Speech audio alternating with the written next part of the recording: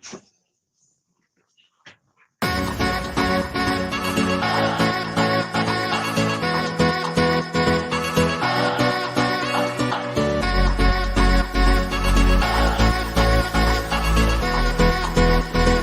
worst possible thing you could say when you walk into a car dealership. I spent 5 years with Mercedes-Benz, 5 with General Motors, and the worst thing a person could say when they walk in is, if you could just get me to this payment, we got a deal. So your loan's probably still like 19, which means you got to pay to get out. You're upside down. It's called negative equity.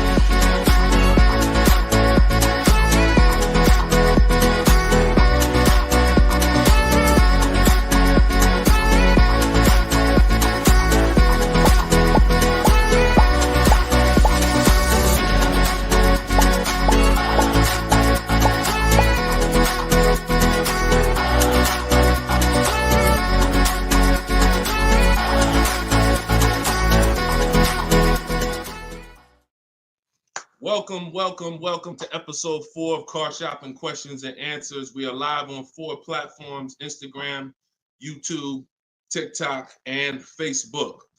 Okay, we already got people asking questions on TikTok. As you come in, we do these shows at 12. Hold on, I want to give my camera time to focus because I'm doing a lot of moving. We do these live shows, it'll focus in 1 second, at 12 p.m. and 3 p.m. Eastern time. Hold on, I'm out of focus. There we go. 12 p.m. and 3 p.m. Eastern time. Now, we broadcast these shows throughout the day because a lot of people can't make the live broadcast. You want to tell your friends about it. If this is your first time with us, you've never been on a live with us before. Oh, wait, hold on. They're saying that hold on, can't hear. No sound. All right, hold on. Let's see. How about that? We're good on TikTok? Let me make sure we're good here on, give me a clear if we're clear on Facebook now. Give me a clear. We always got to do the housekeeping, y'all, and I need your help. Before we get busy, let me know audio is good. I see we're clear on TikTok. How are we on Instagram, on YouTube, on Facebook? All right, perfect. I see the thumbs up just came through. Okay, so this is episode 4. We do these live shows 12 p.m. Eastern time and 3 p.m. Eastern time. So you'll see the broadcast throughout the day, but if you want to actually be live with us, then you want to join us on any of the 4 platforms at one of those 2 times: Monday, Tuesday, Thursday, and Friday. So we are live. My name is Deshone the Auto Advisor. I am the author of the digital book, Cars from Home, 7 Steps to Saving Time, Money, and Avoiding Dealerships. You can get your copy for 75% off during the show over the next 30 minutes in my TikTok bio and my Instagram bio. Or I'm going to put the banner up here. You can go to deshonsbook.com. We have a link in the comment. We have a comment link in the comment section. So I want you to start typing your questions. We get very, very busy. Have your notes ready. Be ready to unlearn what you've learned about cars, because we get below market deals, and that should be your only mission when you are car shopping, is to get below market deals. All right. Now, one thing that I want to discuss. Okay, matter of fact, let's go. Go ahead, throw that up. Let's go to Frankie's question. So this is from TikTok. Can you please give me the percentage breakdown on leases again? Okay. The 1% rule has been around since probably before I ever even got into the car business. The 1% rule says that if your lease payment is 1% of the MSRP, or less, you stole the car. No down payment. So I had a 2018 Jeep Grand Cherokee. It was a $35,000 vehicle. My lease payment was $330 a month. That was under 1%. That's how we indicate that. Now, how we're doing the math is we are taking the MSRP, taking the monthly payment rather, and dividing it into the MSRP. For example, $330, which was my payment, into the MSRP, which was 35,000, and then that gives us 0.009%. 0.009%. Good afternoon, Vivian. Good to see you. So that's how you do it. Now you can multiply by 100. If you want to really get the percentage, you multiply by 100 and you'll see 0.94%. So that has been around for a long time. Shout out to the sharers. I see you, Frankie. Thanks for sharing. Please DM me too. I'm still waiting on ideas for what we could do for the people who share the broadcast. I mean it. We want to make sure we are rewarding people who share, tag, people who invite people to the broadcast. So DM me these ideas. Those are the only DMs I'm looking for because we get too many DMs to really respond to them. We get probably 50 to 100 a day. So we can't respond to all DMs, but those are the ones that I'm looking for. Okay, shout out to everybody who shares. Now, that's been around for a long time. That's how you know you stole the car. It's not even a question now that we still need to get offers because like this is Freener right here. This is why you never want to get excited about one offer unless it's the lowest bid. Here's why. Freener, she just got a, hold on, I'm putting it up here on the screen. She just got a 0.88% lease on a Jeep Grand Cherokee hybrid anniversary edition. $65,000, $65,950 was the MSRP. Her best bid was $579 a month. She's in the video library. She has what we teach. Getting bids. See, so sometimes you could look and be like, oh, this offer looks really, really good. Should I take it? Not if it's not the lowest bid. It must be the lowest out of at least 5 offers. Because what I always tell you is 80% of dealers are overpriced. They're going to overcharge. So that's how you know if you won. Now we had to come up with something. When I started teaching people about leasing, I said, oh, shoot, some of you going to go out here and you've been buying your cars and you're going to walk into dealers and you're going to get a lease and you're going to think it's good because you're still paying less than somebody who actually bought. But we had to come up with something that was showing you when you were overpaying for a lease. And so I started doing some math because I love math. And once I worked the math out, I said, okay, how much are we paying before we're paying too much for a car we're giving back? 1% is the steal. But what's the limit? And I started looking at how cars depreciate, how much car, if you bought it, how much the car would depreciate. And I came up with 1.5%. So when we look at the same vehicle that is, let's say a $40,000 vehicle, for example, 1% is $400 a month or less. 1.5% is $600 a month. Now, what you look at is the total you're paying over the 3-year lease. 600 times 36 months, that's 21.6. So when you take $40,000, you add your taxes and everything, you're probably going to end up about 44. 21 is about the threshold where you're still paying less than if you had bought. You're still losing less value, but and you're tying up less money. But at the same time, that's the limit. Above 1.5%, there's no value in this lease anymore. And that doesn't mean we go buy the car. That means we look at competitors because competitors do offer more aggressive lease pro. Every single vehicle, you guys, and there's over 400 of them, has a different lease program. Sometimes even the trim level is different. The Touring has a different lease program than the Limited.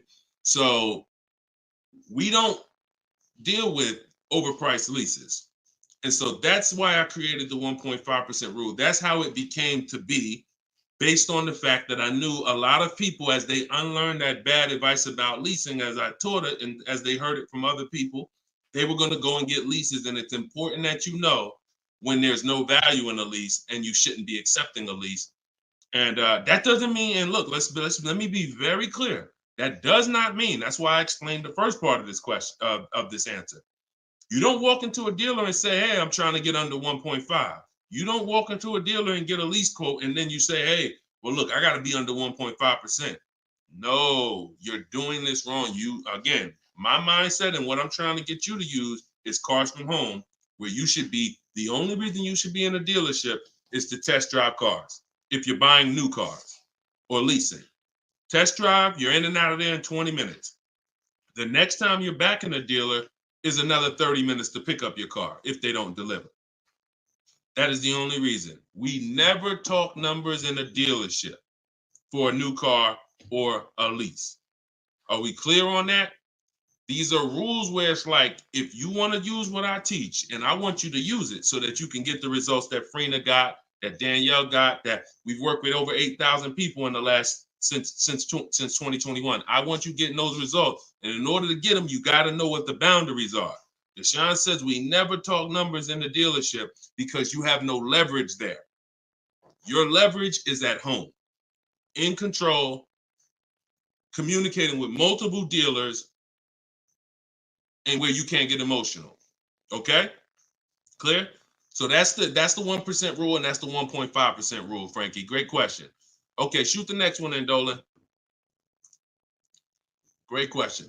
All right, this is Tony on Facebook. And remember, look, y'all, we are live right now. So some of you have seen the rebroadcast, and you're like, Deshone, okay, this is 3 p.m., 12 p.m., we're live. Okay, so this is the time to ask your questions. You're not watching the rebroadcast, and this is also the time to tag a friend and make sure they're here so they can get their questions answered. Shout out to the sharers. And could y'all keep tapping the screen on TikTok and running those likes up? This gets TikTok's attention and gets more people over here because we got to do this together. All right, Tony from Facebook says, hi, my lease is up in a month. I wrote to get 3 quotes from dealers. I only got 1. That's normal. The other 2 are taking their time. That's normal. I have a third-party restriction. Should I wait for the other 2 quotes or just run with the 1 quote? I never run with a 1 quote, and I get 5 quotes. So you're mentioning 3. I never mentioned 3. 80%, again, a lot of what we're talking about, y'all, is math. I'm unfortunate where I have the data. I got probably 5,000-6,000 people who have my book. We probably got close to 2,000 people in the Cars from Home library in my coaching program. That's a lot of data to prove that it's 80% that are overpriced. That's 4 out of 5. So the reason why we must get 5 quotes is because 4 are overpriced. So 3, not enough. Now, if you're doing this manually, this is still easier than you walking into a dealer doing it by phone. But at the same time, I do online. I go to their website. We are connecting with dealers through their website. You don't want to do this with third-party websites that say, hey, we could connect you with multiple dealers. You don't want that because now they're trying to sell your information to the dealers, and this is not what you want to do. You want to create a Gmail account specifically for shopping. We go to 25 dealers' websites. In my book, I link you to all the dealers so that you can just put in the zip code and then it'll pull up all the dealers around you for every brand. But you can do this yourself. You can go there and you can actually you go to each dealer's websites. We do a copy and paste message. I have a template that I use that the people who follow my stuff use. And the template tells, you need to tell them exactly what you want and what you're open to. Colors wise, this is why we build our car. We always build our car, go to the website, build the car, because we tell them exactly what we want and what we're open to. This takes us 20 minutes to contact 25 dealers online, copy and paste. We're telling them what we're looking for. Hey, these are the colors I'm open to, blue, black, or silver. These are the trim levels I'm open to, limited or touring. We're telling them this is these are the package, these are my must-haves. I need the big sunroof. All of that has to go in to it's not that you're not car shopping online. You're just now you're car shopping against people who their job is to make money. And so if you don't have what I'm telling you I've responded to hundreds of internet requests when I work for the dealers. If you're here for the first time, type a 1. If this is your first time ever being on a broadcast with us, type a 1. I want you to know a little something about me. I was inside car dealers for 14 years, responding to these quotes. So the reason why I'm giving you the exact strategies is because I know there's so many things that you're not trained to give the dealership that they need. They can't give you a quote without it. They can't shop correctly, without it. Okay, shout out to the first time people. Could everybody type welcome to the first time people? If you've been on here before, type welcome to the first time people. Now, once you give them that information, you're copy and pasting that. Copy, paste, copy, paste, copy, paste. You're doing that with 25 dealers. And then that creates the conversation to see where the dealers are actually coming, where the deals are coming from. But you need to see who has a car first. You need to see who has a car first. So, oh, you're talking about selling the lease. Okay, you're earlier in the process. Understood, Tony. Okay, perfect. No, just talk to another used car manager. And, you want to have conversations because one, your car is worth different things to different people. You need at least 3 for that. You're on point. Yes, 3 quotes for your lease buyout. For your old car from 3 different used car managers. And if the 2 are not getting back to you, then just move on to other ones. But be aware, you should be using those values you got online from the online buyers to see if you have equity, because not everyone has equity. The whole purpose of the equity assessment is to make sure you're not leaving any money on the table. That's the purpose. But there's no guarantee. Many people have turned their leases in not knowing that they should have done an equity assessment, and then the dealership sitting on $2,000, $3,000, $4,000, $5,000, $6,000 that they didn't know about. That's what we want to prevent. So if you do those offers and you see you have $3,000, $4,000 in equity, now that's when you bring it here. If you do those offers and you're at a break even or $1,000, then that's not always worth it, because those used car managers are not going to match the highest offer. So be aware of that. But if you have equity there, then yeah, 3 used car managers, that's how you make a move. Okay? Fight for your money. This is your money. If you end up making $1,500 out the deal even, and it took you 2 hours, where do you make $750 an hour at? $750 an hour. So this is your money. And if you don't fight for your money, someone else will definitely cash the check. All right? Tyler said, send the next one in. Tyler said, F&I director here in Houston of 2 large stores. Your content is great. I appreciate you, Tyler. This is the 20% right here. See, the 20% can always admit when we're doing something to help the market. The 80% will come on here and be like, oh man, this guy couldn't make it in the car business. Now he's teaching. All right, go ahead. Shoot the next one up, Dolan. This one's from Facebook. What's up, John? Instagram, y'all not typing enough questions. And Instagram, just so you know, the easiest platform to share on is Instagram, because you hit that little arrow, it looks like a paper plane, and it'll let you go down your Instagram friend list and send this broadcast out to probably 10, 15, 20 people. Okay? Don't cheat your friends. All right? Shout out to the sharers. John from Facebook says, is it hard to purchase with a charge-off on credit 3 years old? So everyone who has credit issues should be following Shonda Martin. She's on all the platforms, Road to 750 plus.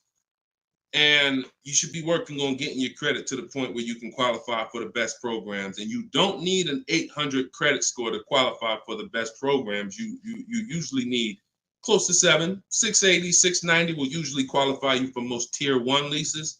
Now there are some cars that have super tier where you tier A1 plus, but that's not most leases. That's not your standard everyday cars that most of us are leasing or buying.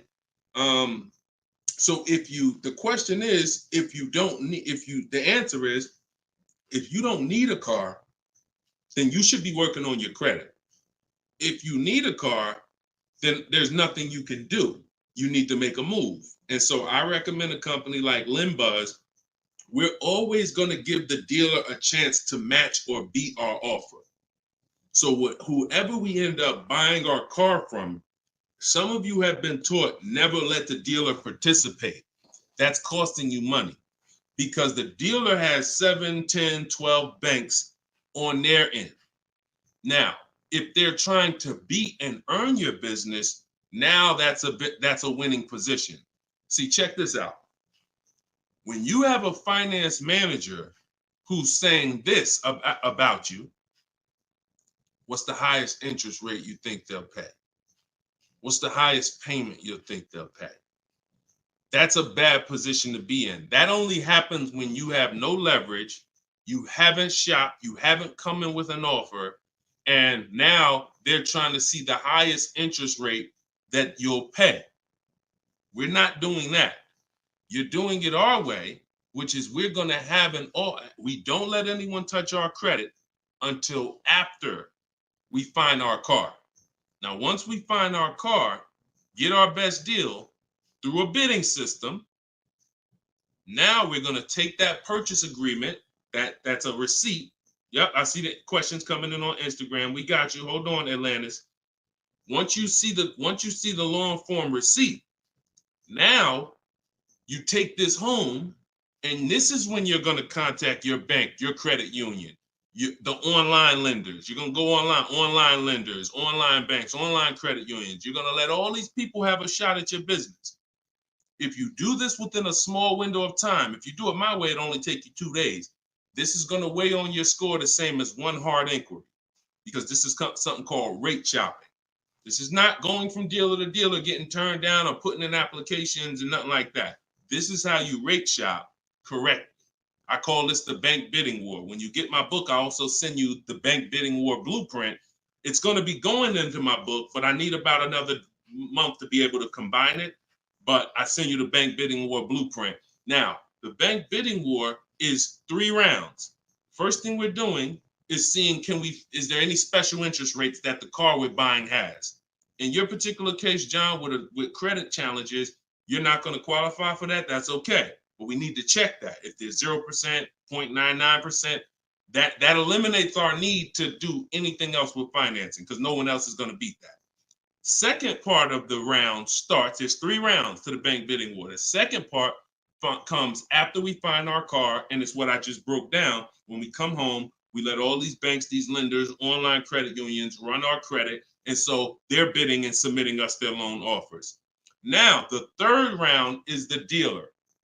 That's when we're going to call the dealer who we reserved the car with and say, hey, I got 6.29 from this bank. If you can beat it, I'll give you the business. Now, this is the big difference, you guys. When you have a finance manager who's trying to beat your offer, who's calling their banks and saying, hey, I need to get 5 point something because this person already has 6. That's leverage. When you start bidding, like I'm teaching you, like what's in my book, like what's in everything we do, in my videos, everything's a bid. You have the leverage. And there's no way for you to overpay when you are getting bids. So that finance manager calls you back, it's only going to be 1 or 2 answers. Hey, Stuart, man, listen, I tried my best, man. I reached out to every bank I got. No, I can't beat that rate, man. I appreciate the opportunity, but you can go with your own financing. In which case, you guarantee you got the best loan. Second thing is, hey, you know what? You had a good rate, man, but I got somebody to beat it. So we can do it right here for you.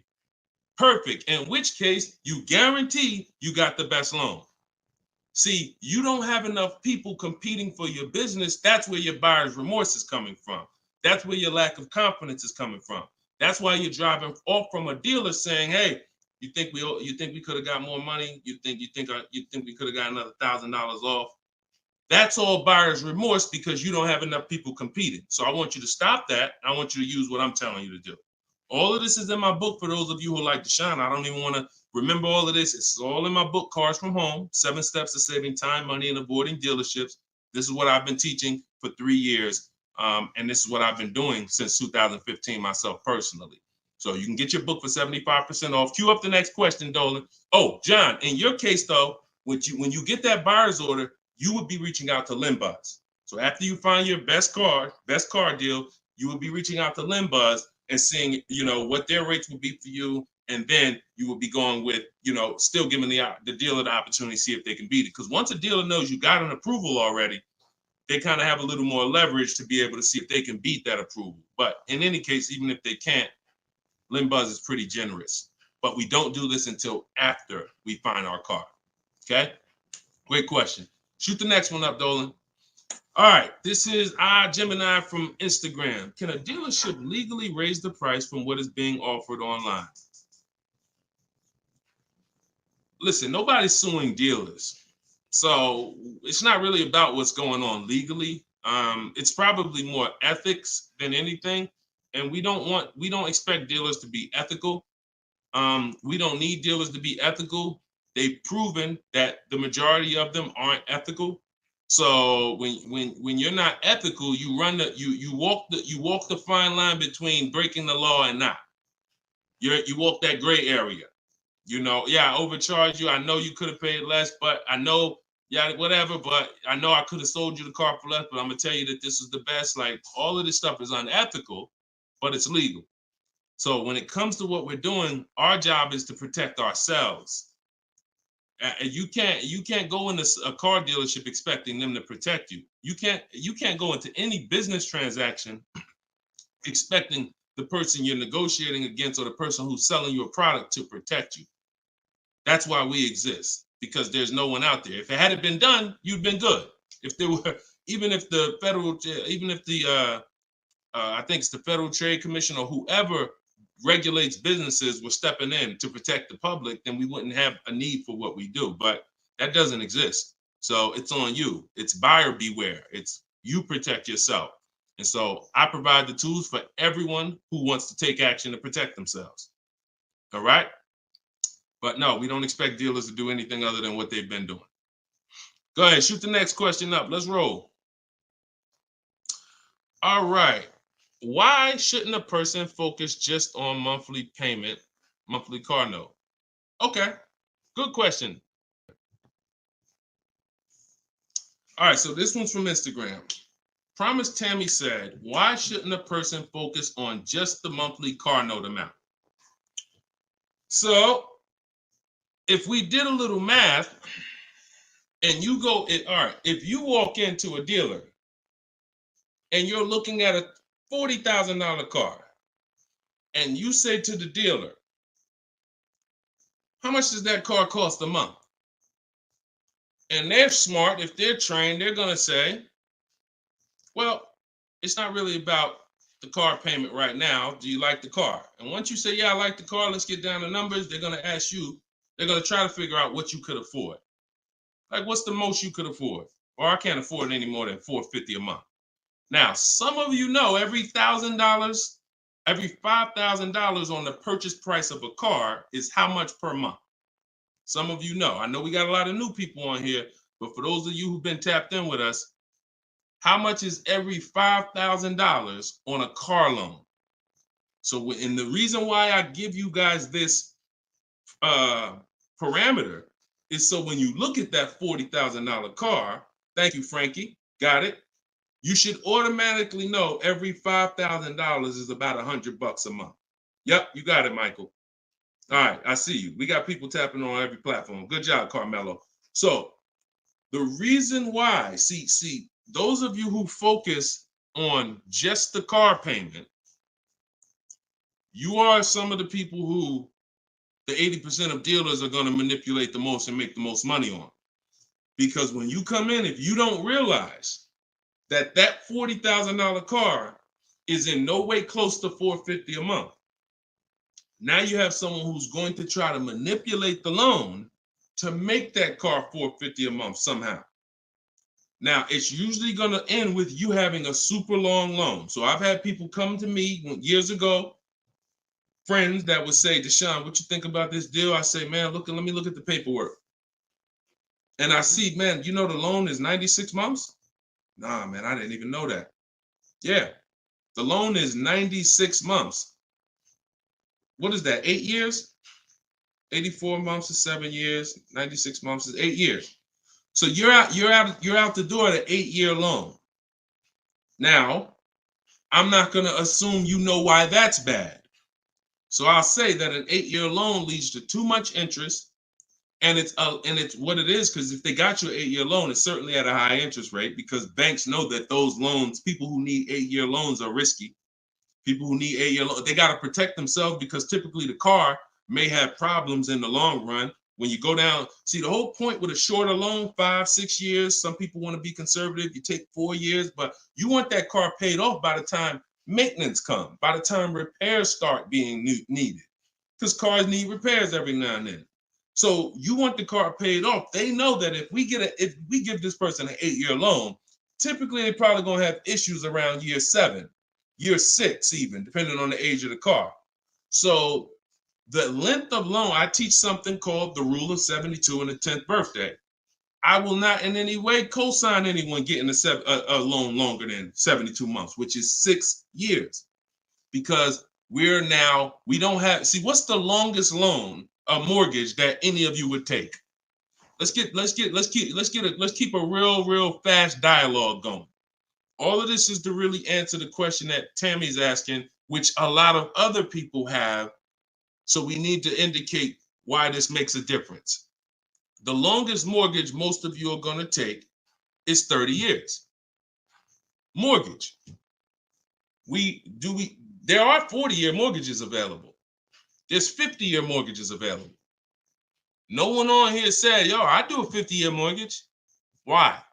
Because we already know inherently anything longer than 30, that means we can't afford this house. That means we're looking at the wrong house. So we had to make sure we created boundaries so that you understand, okay, if I got to take a loan longer than 6 years on a car, that's telling me I can't afford the car.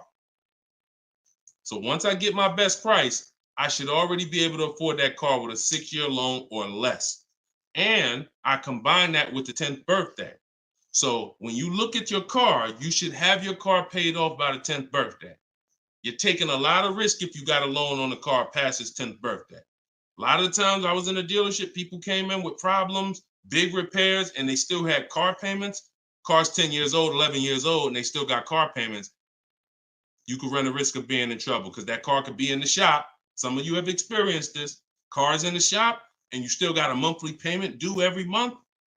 Now, this is disaster, and that's what we're trying to prevent.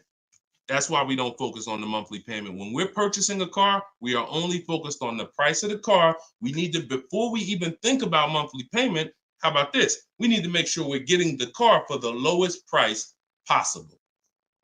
Because some people go in and like, hey, the car's 40 grand. Well, what if another dealer will sell it to me for 35? Once I get the lowest price, then I'm concerned with what my monthly payment is going to be. So there's steps to this. But yeah, don't focus on monthly payment, and just stay committed to what we're teaching, and you'll learn, and you'll see why, even more information of why that's bad. But we want you to understand the numbers, okay? Typically, you focus on monthly payments, you don't quite understand the numbers, but you will.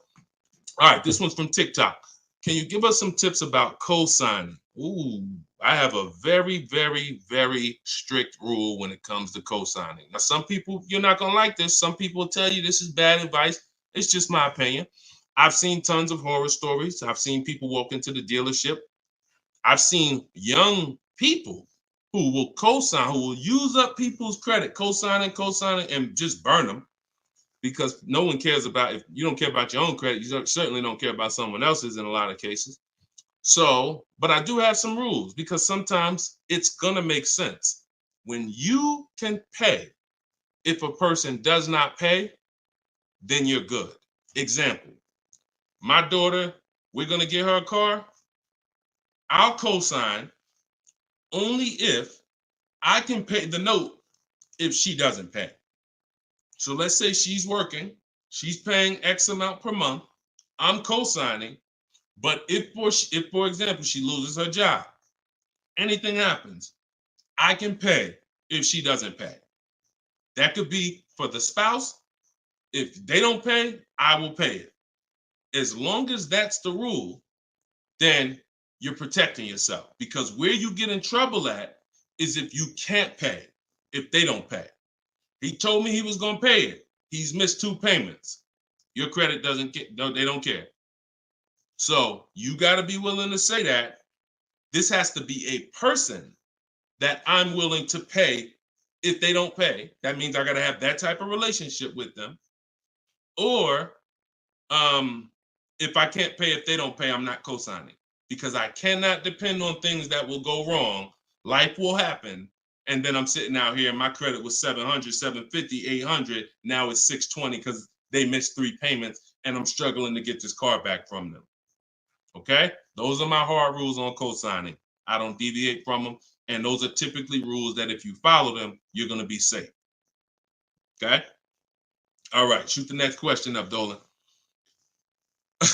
Diana said, my brother asked me to co-sign. I told him, hell no. Listen, that's it. Listen, people will ask you to co-sign listen, people will ask you to co-sign like they just asking to borrow sugar. Hey man, can you co-sign this loan for me? No, listen. It takes a while to build up great credit, and it takes seconds to destroy it. Nicole from Facebook said, are you able to negotiate third-party restrictions in a new lease? So these are two separate things. The third-party restriction is the selling of the old car, not the new lease. We're not mixing these two. So we're the people who work with me, you're selling your old car independent of the new deal. The new lease is its own transaction. We split everything we do into separate transactions.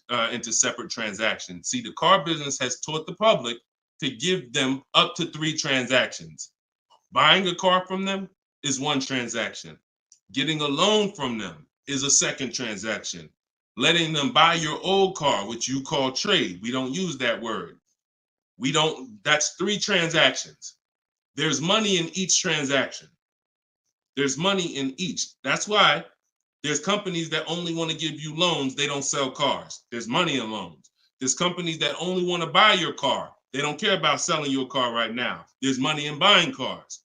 So you need to separate these transactions if you want to maximize each. There's no way for you to save the most money without maximizing and looking at each part of your deal as its own separate transaction. So if I have a third-party restriction, I'm doing the equity assessment. A third-party restriction is, some of you have leases. We always need to see if there's any equity in our lease before we return it to the dealership. If you have returned your car to a dealership without doing the equity assessment, you don't know how much money you've left on the table. Because if there's $2,000 or $3,000 of equity in your car, the dealer's keeping that, and that's their money. So, or the bank's keeping it when they sell it, that's their money. It's probably the dealer will find a way to buy it, and it's their money. So when we look at an equity assessment, we're going to do it at all times. Now, there's no guarantee we have equity, but we want to guarantee we're not leaving equity on the table. And so a third-party restriction doesn't mean you can't sell a lease. Who didn't know you could sell a lease? Type a question mark. If that's new to you, this is your first time hearing this, you've been leasing, and you're like, Deshone, I never heard about selling leases. I had no idea this was a thing. Type a question mark if this is your first time hearing that you could sell a lease. Okay. Fish Guy Rodney. Okay. See, so more information is coming out. Okay. Fairy Godmother. Okay. Emil. Okay, I'm sorry. I just tore your name up. Sorry. So as you change Shamir on Instagram. So when we look at this, we got to see that the things that we don't know cost us money. So now it's like, once they saw people, because we helped out probably thousands of people in the pandemic sell their leases, used car values, resale values were crazy. So we had people making $5,000, $10,000, $12,000 selling their leases. I sold my Jeep Grand Cherokee lease. I made $8,900 after I drove it for 42 months because I extended the lease and then I sold it.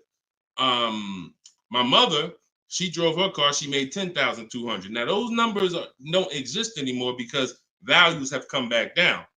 But there's still people who are going to make 3, going to make 2, going to make 4, depending on your car. Now every car doesn't have equity, but when it comes to the third-party restriction, they don't say you can't sell. They limit who you can sell to. You must sell to a local used car dealer.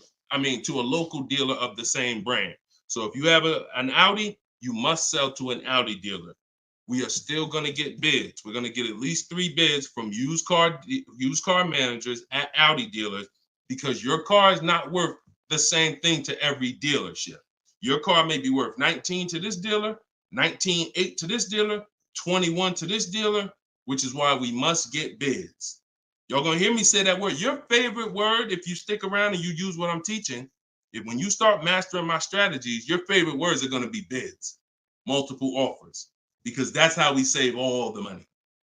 So okay, so that has to be handled, Nicole, separately. The selling of your car, the who I'm gonna sell that car to, you find that person first. Then you go shop for your replacement car. And then once you go sign that deal, you sell the car, you do it the same day, and you maximize both transactions. Okay? And all of this, guys, shouldn't take you any more than 90 minutes. This is not something that's going to take you hours. See, my whole thing is to show you how to get great deals in 60, 90 minutes from home. That's why my book is called Cars from Home: 7 Steps to Saving Time, Money, and Avoiding Dealerships. You can all get a copy for 75% off for the next 30 minutes. Just go to my TikTok bio. You won't leave the broadcast. Grab your copy before that timer hits 0. The price goes back up to $97. Or you can go to my Instagram bio, or click it if you're on Facebook or YouTube. Go to the comment section and you'll see a link to deshonsbook.com and grab your copy for 75% off before the timer expires. All right, go ahead, Dolan. Shoot the next question out. Should I feel bad if I get 1.3? I'd only feel bad if I got 1.3 and if it was my only offer. If it was my only offer, or if I only got 2 offers, then yes, because I'm going to tell you why. I'm going to show you something. When I look at what I see, hold on. Okay, hold on. We saw Freener. Some of you saw Freener. That's 0.88. That's just ridiculous. 0.88. But look, Charles, he gets a Palisade. He's paying $48,000 vehicle. His best offer was $597 a month, 1.23. Now look at what and sometimes people who are getting phenomenal, who are looking at cars that are super popular, they'll go a little further, and he reached out to 35 dealers. Now I want you to pay attention. Some of you, the average person only shops 2 dealers. My strategy is I teach 25 to 5. But once you see my copy and paste system, which is in my book, I have a copy and paste system where we're on their website. You'll see that I could talk to another 10 dealers. It only take me 10 minutes to open up contact with another 10 dealers. We always use a separate email. Do not contact dealers from your personal email. I'm warning y'all. It's not going to work. You're trying to go through your work email, and then you got your personal stuff, and then you're seeing the car dealers. Don't do it. Create a separate Google email, and that's how we do it. So he said, I reached out to 3,500 dealers, got 10 quotes back. So that $597 a month, 1.23 is the best out of 10. So so I always tell you, when you do it right, you're going to see offers that are $150 to $200 a month more. That's when you know you've exposed the 80%, and that's when you know you shopped the right way. If you don't see that type of spread minimum, you haven't shopped enough offers. So that's the only time I would feel bad, GKA, is if I didn't get at least 5 quotes, because I don't know if 1.3 was the best. I'm gonna tell you a funny story too, because Freena's in our coaching program, and Freena reached out and she said she was looking at a Jeep Grand Cherokee. Get ready for the next question, but I'm gonna tell y'all, I want to hammer this home so y'all understand the importance of multiple offers and you don't get lazy, because the things I'm telling you might take another 30 minutes, 40 minutes, and they save your family $3,000. You can't put a price on. Well, you can put a price on that. So Freena was shopping for a Jeep Grand Cherokee Limited. She comes to the group and she said, Deshone, this was the best offer on a Jeep Grand Cherokee Limited. It was like 1.2 and change. But she said, the guy that made me this offer said he has this 4xe. It's a hybrid. And he said he could actually do better on that one. She said, what do you think I can? He told me what it would be. It would drop the price here.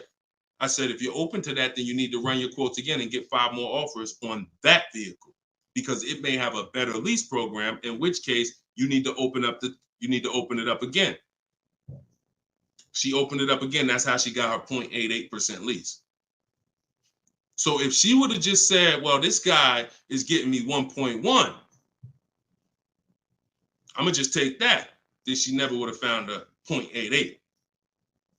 Multiple offers. That's probably $100 a month difference than what the last offer, $100 a month times 36 months on this lease. You're talking about $3,600. And she did it in minutes. Once y'all learn how to do this, it's minutes. This is not hours. I'm not spending more than 60 minutes on shopping for a car. Now, that doesn't mean I'm not spending time to decide what I want. But once I decide what I want, once you know what you want, 60 to 90 minutes to get the best deal. That's it. All right, shoot the next one up, Dolan. Keep the questions coming, y'all. We are live every day at 3 p.m. Eastern time. Well, not every day. Monday, Tuesday, Wednesday, Thursday, and Friday. Monday, Tuesday, Thursday, and Friday at noon and 3 p.m. So this is our live show. Okay. Throughout the day, though, you may see a broadcast and you'll know, okay, you'll still be able to get value because most of the people who are asking the questions on here are asking the same questions you would have asked. So go ahead, Dolan, shoot it up. This is Raymond from YouTube. How do you structure a lease? So the first thing you want to do is look at the car you're thinking about leasing. And we like to use a 1.25% formula estimate to see if we should be even looking at that car. Okay. So if I'm looking at a car that's $40,000, I'm doing a 1.25% estimate. I'm multiplying it by 0.0125. And then I'm going to see, 40,000. I'm multiplying that by 0.0125, and that comes out to 500. So that's going to tell me if I'm looking to be at 300, that's not the car that I'm going to be looking for in most cases. Now, we don't know if the best deal is going to be 1.25, but we're trying to estimate based on a bad deal is above 1.5. Anything above 1.5, we're overpaying for our lease. No money down. Money down comes later. Now, a steal is 1.1%. So I teach something in my book. It's called 1% is the steal. Between 1% and 1.5% is the deal. And then above 1.5% is time to chill. We don't do that. So that's the first thing. Now, once we move past that, now it's time to choose our mileage. So we're going to look at our lifestyle. We're going to see how much we drive to work, how much we're going to be driving the car. And once we come up with that, you're just doing some simple calculations. What's your round trip to work? 10 miles. How many days a week? 5 days. Okay, that's 500 miles a month. That's if you do the math. Let's say your trip to work is 20 miles round trip, and you do that 5 days a week. You're doing 100 miles a week to work. Times 52 weeks of the year, that's 5,200 miles. So I walk you through this in my book, but this is simple. 5,200 miles, and then you say, okay, well, I like to do a little leisure. I like to take a little trip down here. I go to my fishing. I go fishing 1,000 miles away, blah, blah, blah, blah. So you're calculating what you're going to do. The easiest way to do it is to look at your old car and see what you've done. But if you don't have an old car, this is how you calculate it. You come up with, all right, I only need about 9,000 miles a year. Perfect. All of our leases, we shop our offers with 12,000 miles a year. That's your average miles. That's what we want to base our formula from. So whenever we reach out to a dealer, we do this online. As I said, everything we do is online. Once we do this, we're shopping multiple dealers and we're telling them, work us up a lease quote. First month's payment, total out of pocket. If you were on the last show earlier, we talked about we don't say down payment anymore. We say total out of pocket, TOP. Everybody who's clear on TOP, if you were on the last broadcast, type TOP. If you weren't, TOP is total out of pocket. That means only thing I'm giving you for this offer right now is my first lease payment, and I'm driving off. Total out of pocket. We're not saying down payments anymore. Okay? So now, we're structuring our lease with first month's total out of pocket, 12,000 miles per year, and that's how we're sending the offers out to the dealers. All online, all copy and paste. These are all templates I have, but I have templates where you just fill in what you want, blah, blah, blah, all in my book. There are links, there's templates, but if you're going to do it your way, that's fine, but this is how you do it. And this is, you can sit in your computer and just copy and paste, and now you're looking to get 5 quotes. That is the mission. 5 quotes, and that's it. That's how we structure our leases. Once you're done and you get your best quote, now that's when you adjust your mileage. So once you identify the best dealer, the winning bid, now you're going to say to that dealer, hey, can you adjust the offer to 10,000 miles a year? Can you adjust it to 18,000 per year?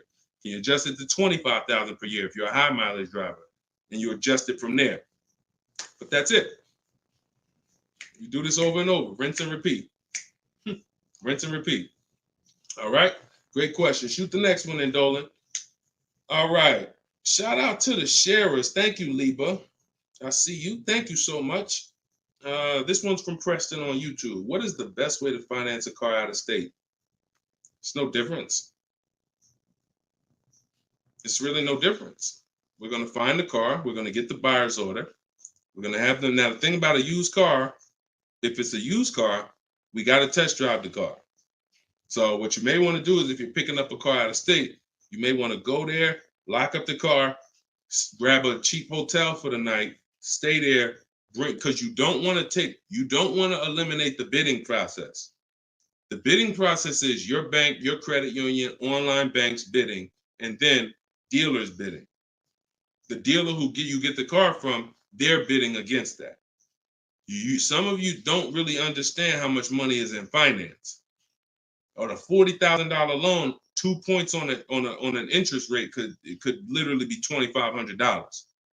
So we got to understand there's a lot of money in loans. So if I'm driving to pick up a car out of state, what I'm typically going to do is go test drive that car. If I like it, I'm locking it up with a deposit. I'm taking that buyer's order. I'm gonna go back, depending on how far it is. If it's 3 hours away, I'm probably not gonna drive home and then come back. Depends on you. I'll probably just post up in a hotel. Go do my financing online. Let all these banks and credit unions run my credit so I can get their offers, and then I would call the dealership the next day and say, hey, this was my best offer. If you could beat it, I'll just come get it from you. And that's it. I'll spend $50, $60, $100 on a hotel to save $3,000, $2,000 on interest, on my interest rate. But everything else is the same. So we can't be scared to go out of state. If many of you who are using what I'm teaching, you're going to see. Look at Eddie. Who was Eddie who drove? Hold on. Short conversation. John, hold on. Market. Trying to think. I'll see many of who I'm going to share with you. You'll see, they'll say when they're picking up their car, I'm driving 45 minutes. I'm driving an hour and a half away. Look at Sean. Perfect example. Sean, he's also in our coach. Now, I don't want you to think, oh, I got to be in Deshaun's coaching program. There's just some people who are. The information's in the book. We got the video library. For those of you who are like, okay, I like videos to go along with the book. That's fine. I link you to some videos in the book. But then there's some people who coach with me, and I can talk personally to them. So Sean comes on here, and he comes into the group. He said, he sends this. Look at the amount. He said, I'm looking at some advice on this F-150 Lightning XLT. It's a $73,000 truck. The dealer discounted it $4,900 and then revealed that there was a $15,500 rebate. His total savings is over $20,000 off this truck.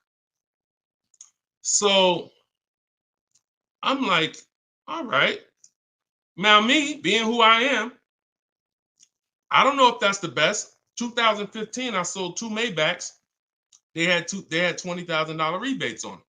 So we don't know if this is the best. I haven't seen, this is what I said to him. I haven't seen the other offers yet, but I'm assuming you got at least 5. You're saving over $20,000 on this with this discount and rebate, but the only way to know is to compare to the other offers. See, I'm not going to get excited about this deal until he tells me what I'm about to read to you. That's when we get excited. He said, guess I could have put a little more info on here. Yes, I got about 15 quotes. You see the difference? This is what I want you to get. BK Dollar, this is what I want you to get. Liba, this is what I want you to get. Everybody watching, the money is in multiple offers. The reason why you're not saving, you're just not getting enough offers. So he says, I ended up expanding my search to 150 miles outside my area to find this deal. He said, I couldn't find, watch this, I couldn't find anything under MSRP in that first search. So think about how I'm telling you, the local dealers know when they see your zip code, they know, okay, some of them, all right, we don't have to do too aggressive. But those dealers that are an hour and a half away, when they see your inquiry, they're like, oh, listen, this is a person we never would have saw before. What is it going to hurt us to blow this truck out? And we take a deal from one of our competitors' markets. We'd love to see our license plate frame over in their market. That's how we win. So he ends up saving over $20,000, and he doesn't mind driving 150 miles to go get that truck. Why? Because every mile he drives is dollars he's picking up. We clear on that? We clear? If you're clear on the importance of multiple offers, type clear. All right, shoot the next one up, Dolan.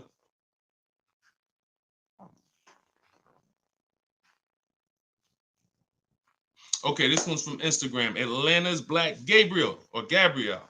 I think it's Gabriel, my fault.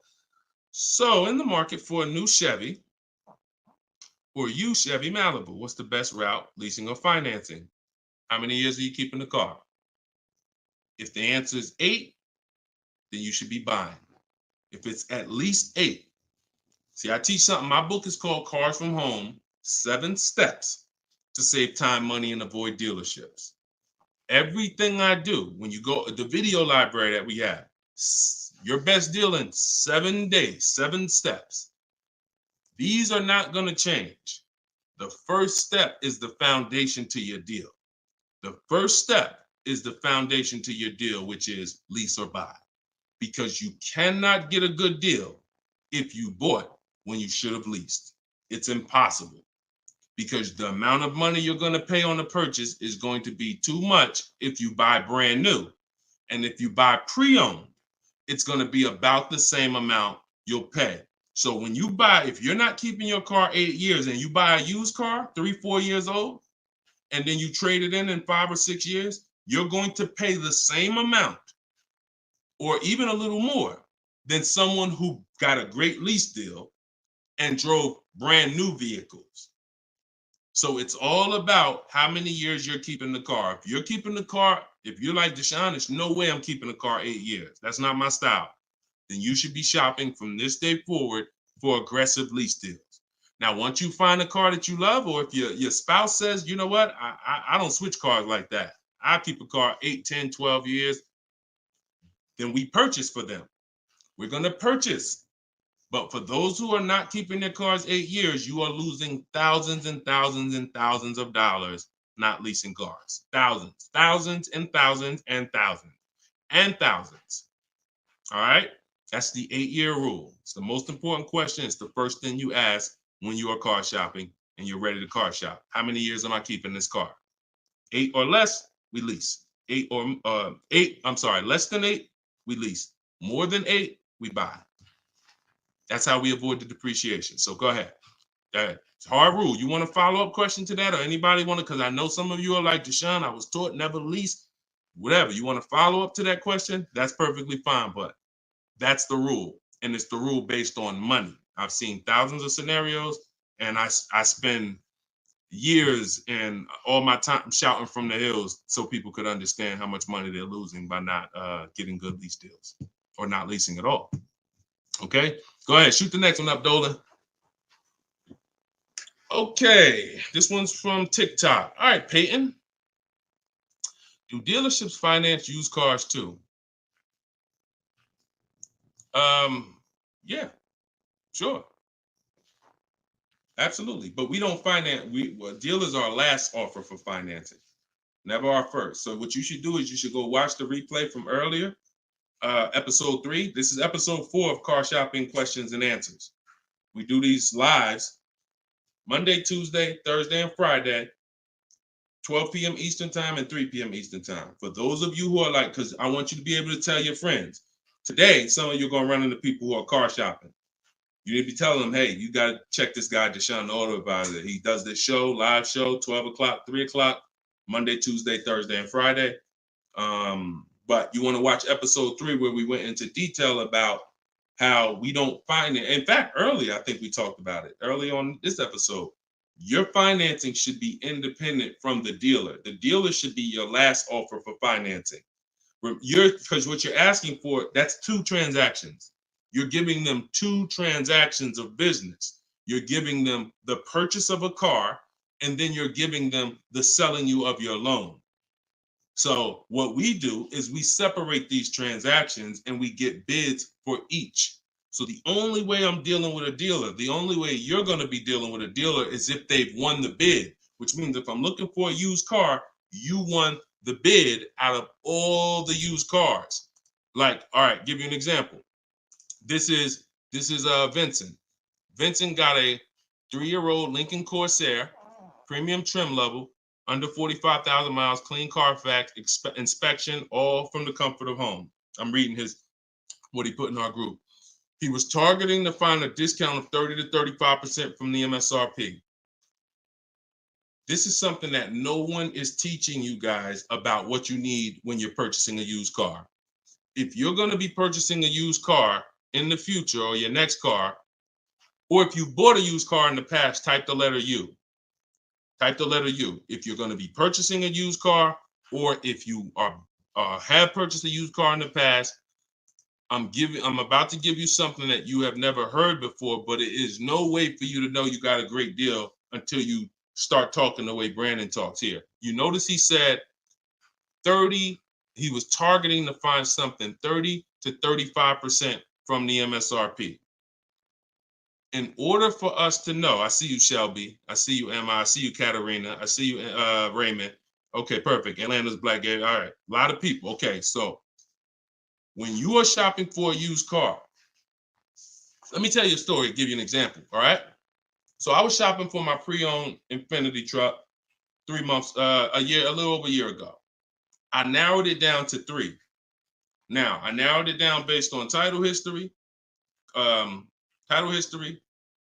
service records, accident history. We talked about this in the last episode, episode 4. Title history, service record, episode 3 rather. You can see it on YouTube. And if you're on YouTube, please make sure you subscribe and please hit the like button. It matters because that shows the algorithm that we talking business over here, that more people need to be here. So when I narrowed this down now I get to, like, I think I narrowed it down to my top 4. They were all white. They were all within 30, they're all within $1,500 of each other. Now, here's the problem. This is where it gets complex for you. Because I'm looking at one that they're asking 30,000 and change, one they're asking 31,000, one they're asking 31,800. You know, they're all within $1,500, $2,000 of each other. Similar miles. On the outside, they all look similar. Without knowing, I created something called the true value percentage. What is the true value percentage? It's not what the website says is a good deal. It's the percentage off of what the vehicle was when it was brand new. So I pulled the window sticker for each of these vehicles. I pulled the window sticker, and what do I see? Now I teach you how to do this in my book. I teach you this entire process, but I'm walking you through it. Exactly. I pull the window sticker. You can get it from Carfax, depending on if Carfax has a deal with that manufacturer. Carfax has window stickers. Now, what do I see? One car is 46,000 when it was brand new. Now they're asking 31 and change. Okay. One car is 48 when it was brand new. They're asking 31 and change. One car was 52 and one car was 54.5. That's the one I got.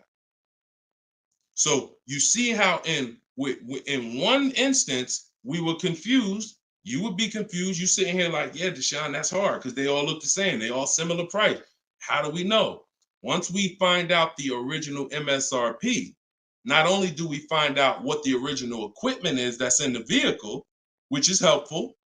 I wanted to know this is an edition 30, got all these special features. That's helpful to know too. But more important than that even is to know that that car was a $54,500 car that they were asking $31,800 for, which means I got a 42% discount. That is something we created called the true value percentage. And that's how we make sure we choose the right used car when we're ready to pick the final one. This is what we do here, y'all. If you this is why, like, this is why we've been blessed, because God knows we're giving you the information you need to win with.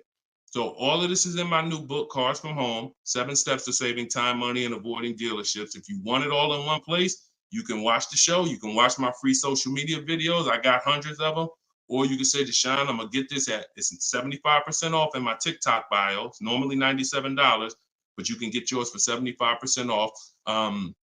And you can get it in my Instagram bio, or if you're on Facebook or YouTube, click the comment section and click that button that says Deshone's book and get you 75% off for 30 minutes. After 30 minutes, price goes back to $97. So, all right, but that's the true value percentage. And that these are the things that we never buy a used car ever without looking at the true value percentage. So when you saw what he said when he bought that Lincoln, as he was targeting to get something 30 to 35% off MSRP, and he ended up getting one for 43%.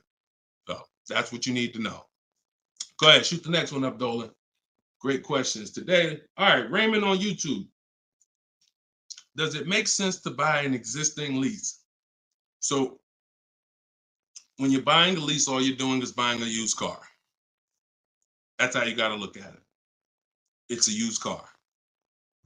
It's just, it may be your car. If you're buying your lease out, it's a very different. See, what I see most times is people want to buy their lease because they don't know how to shop.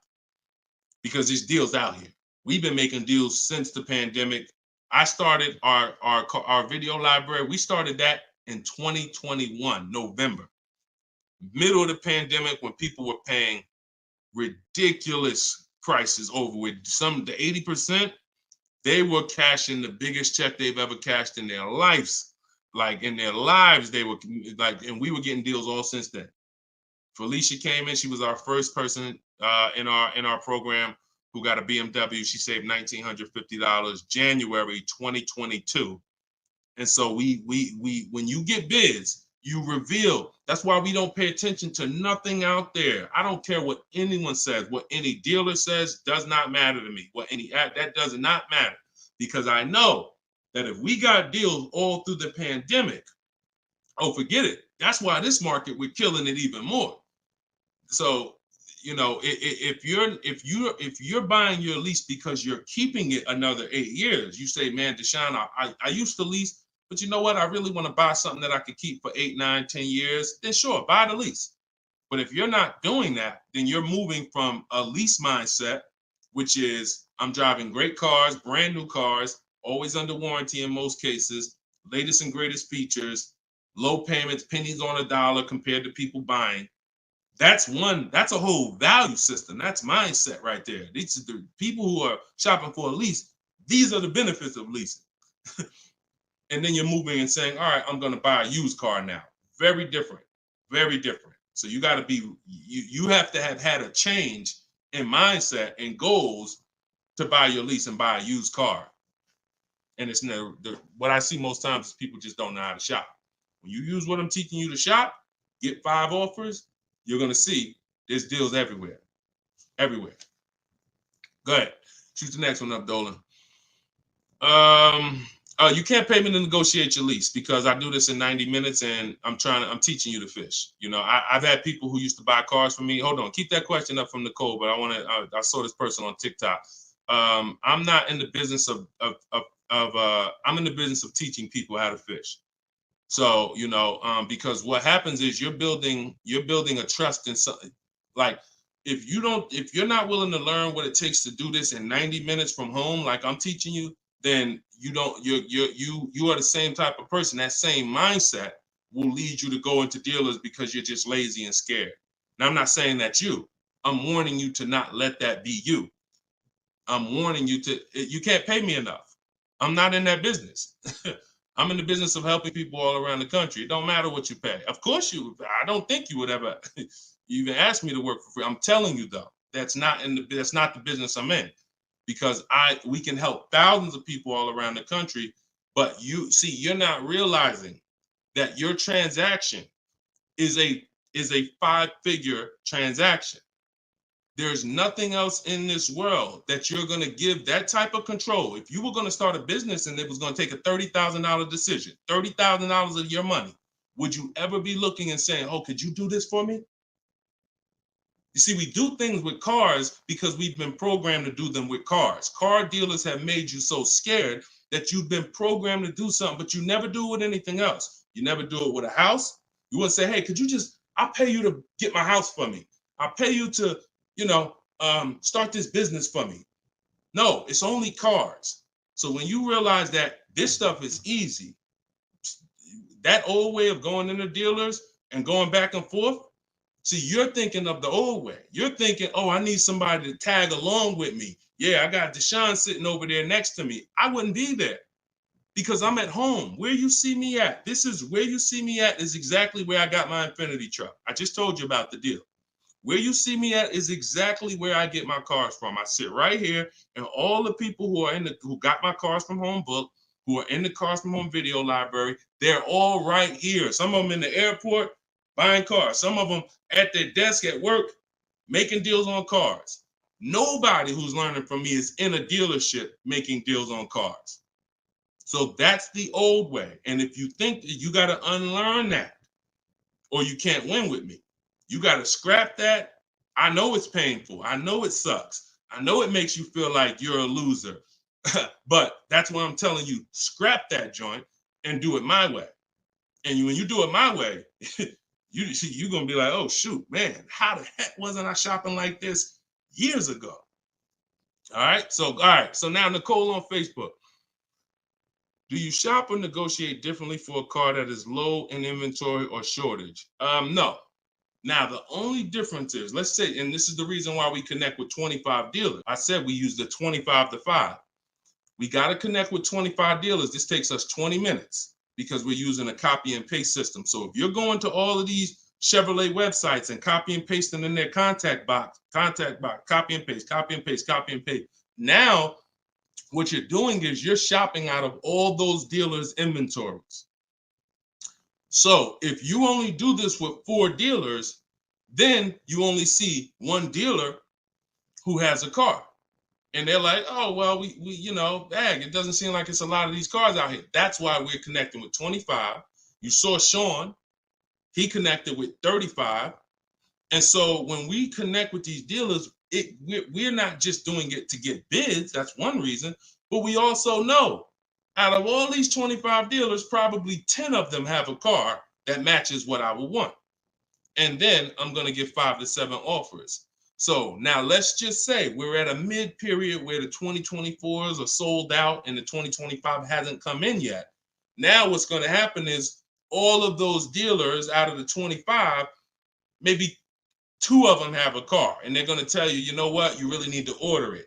That's not because it's a low inventory. That's because you're usually in between model years, and the old one has sold out, and the new ones, they're waiting for it to come in.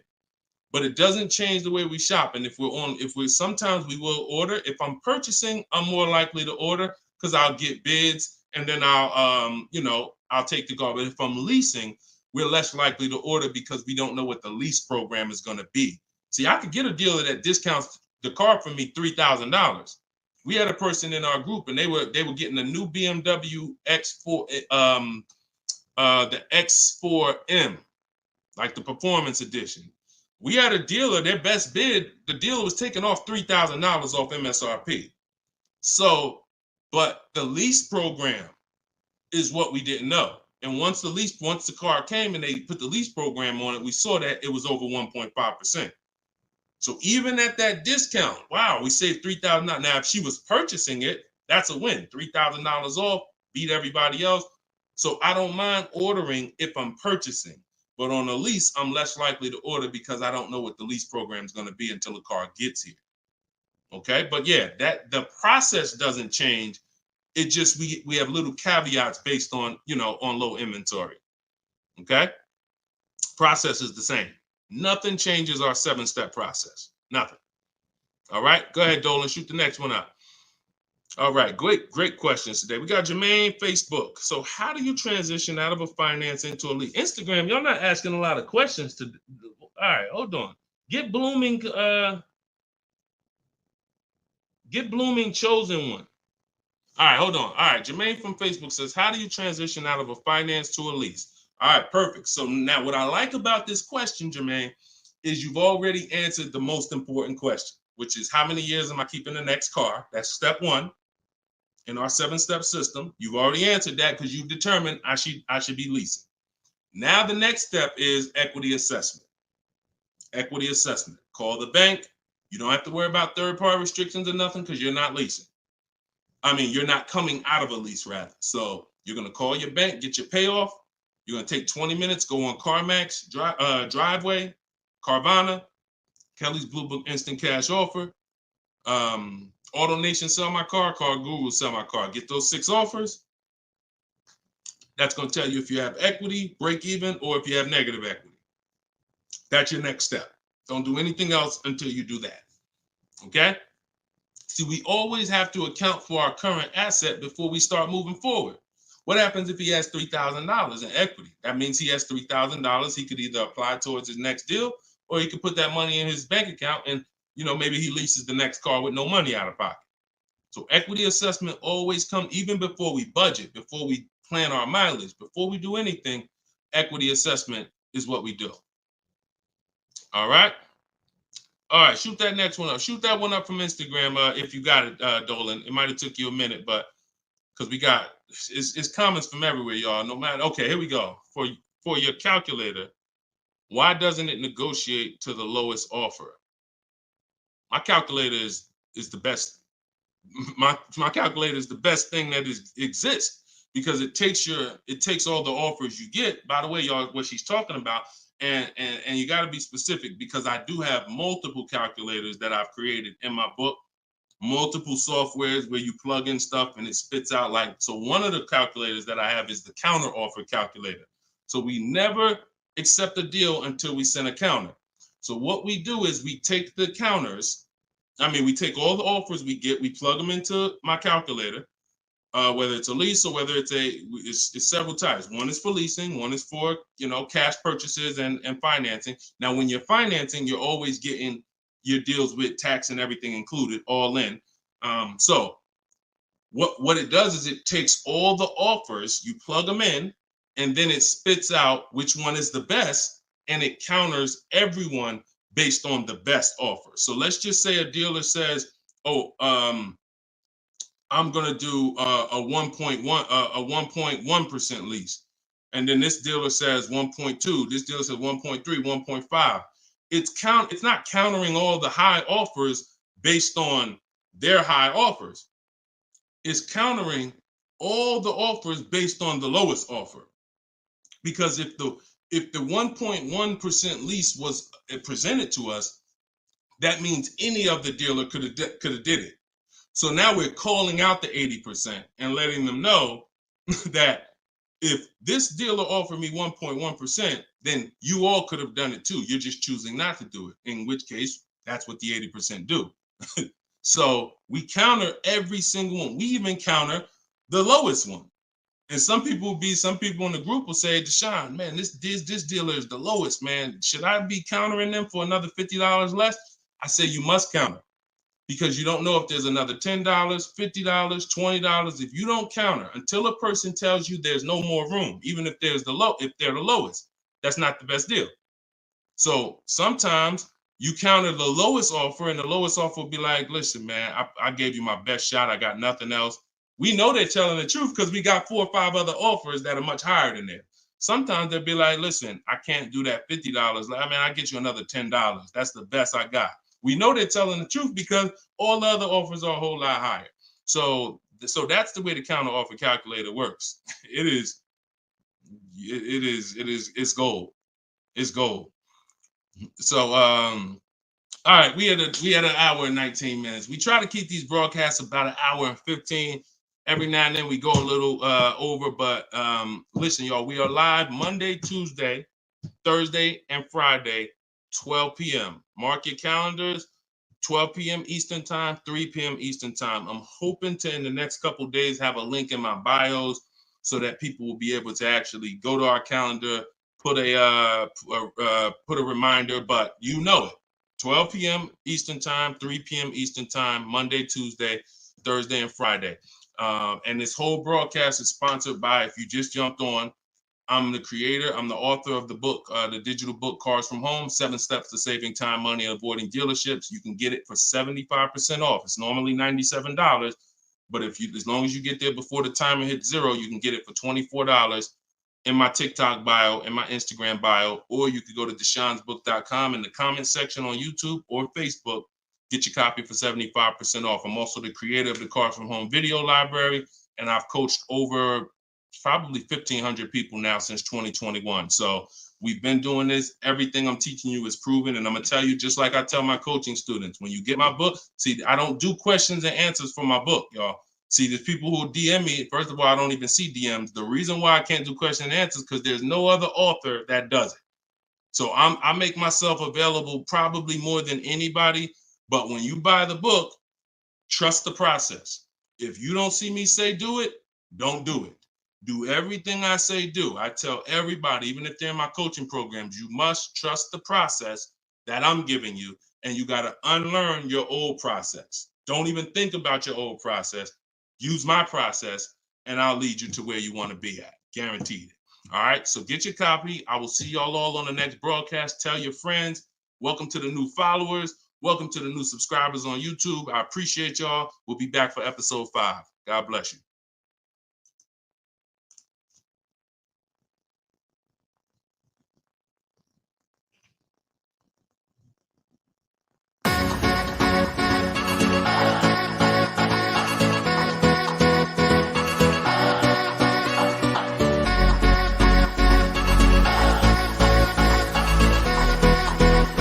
The worst possible thing you could say when you walk into a car dealership. I spent 5 years with Mercedes-Benz, 5 with General Motors, and the worst thing a person could say when they walk in is, if you could just get me to this payment, we got a deal.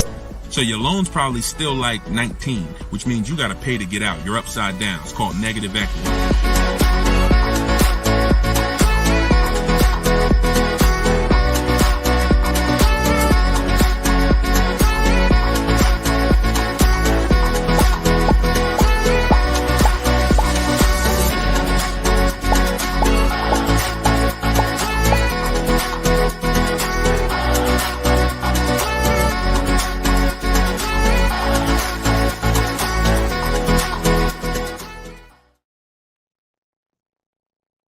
What's going on? What's going on?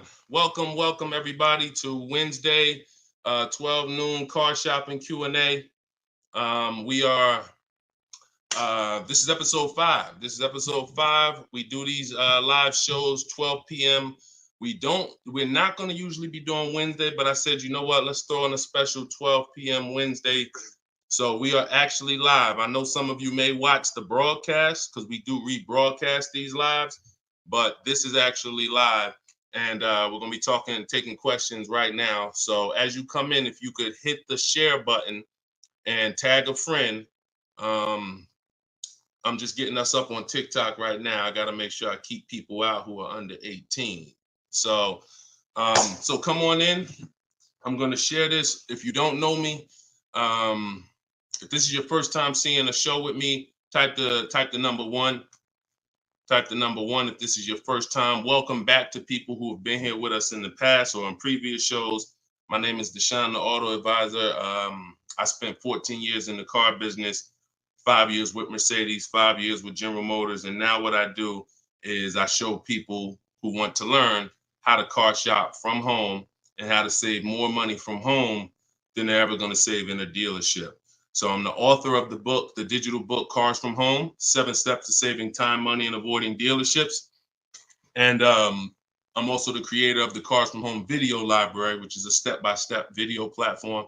But anyone who's on here for the next 30 minutes, you can get a copy of my new book, Cars from Home, in my TikTok bio at 75% off. It's normally $97, but for 30 minutes, you can get it in my TikTok bio for 75% off, Instagram bio for 75% off. or you can go to deshonsbook.com in the Facebook comments or in the YouTube comments. But let's get busy. Get your copy for 75% on everything I'm going to be talking about on this show. Once again, this is live. It's Wednesday. This is a 12 p.m. noon show. So for those of you who may have seen the broadcast, this is actually live. So we can start typing our questions in. And my man Dolan's going to pull those questions in as you guys type them. And we're pulling questions from TikTok. We're pulling questions from Instagram. Shout out to TikTok. Y'all can start typing your car shopping questions. And let's get busy. What's up, Mike? What's up, Fancy Girl? What's going on, Crows fam? I see you back. Good to see you. What's up, Manly Snacks? Good to see everybody coming in on TikTok. And as you come in on TikTok, can y'all start tapping the screen? If you're going to spend 10, 15 minutes with us, start tapping the screen, shooting those likes up.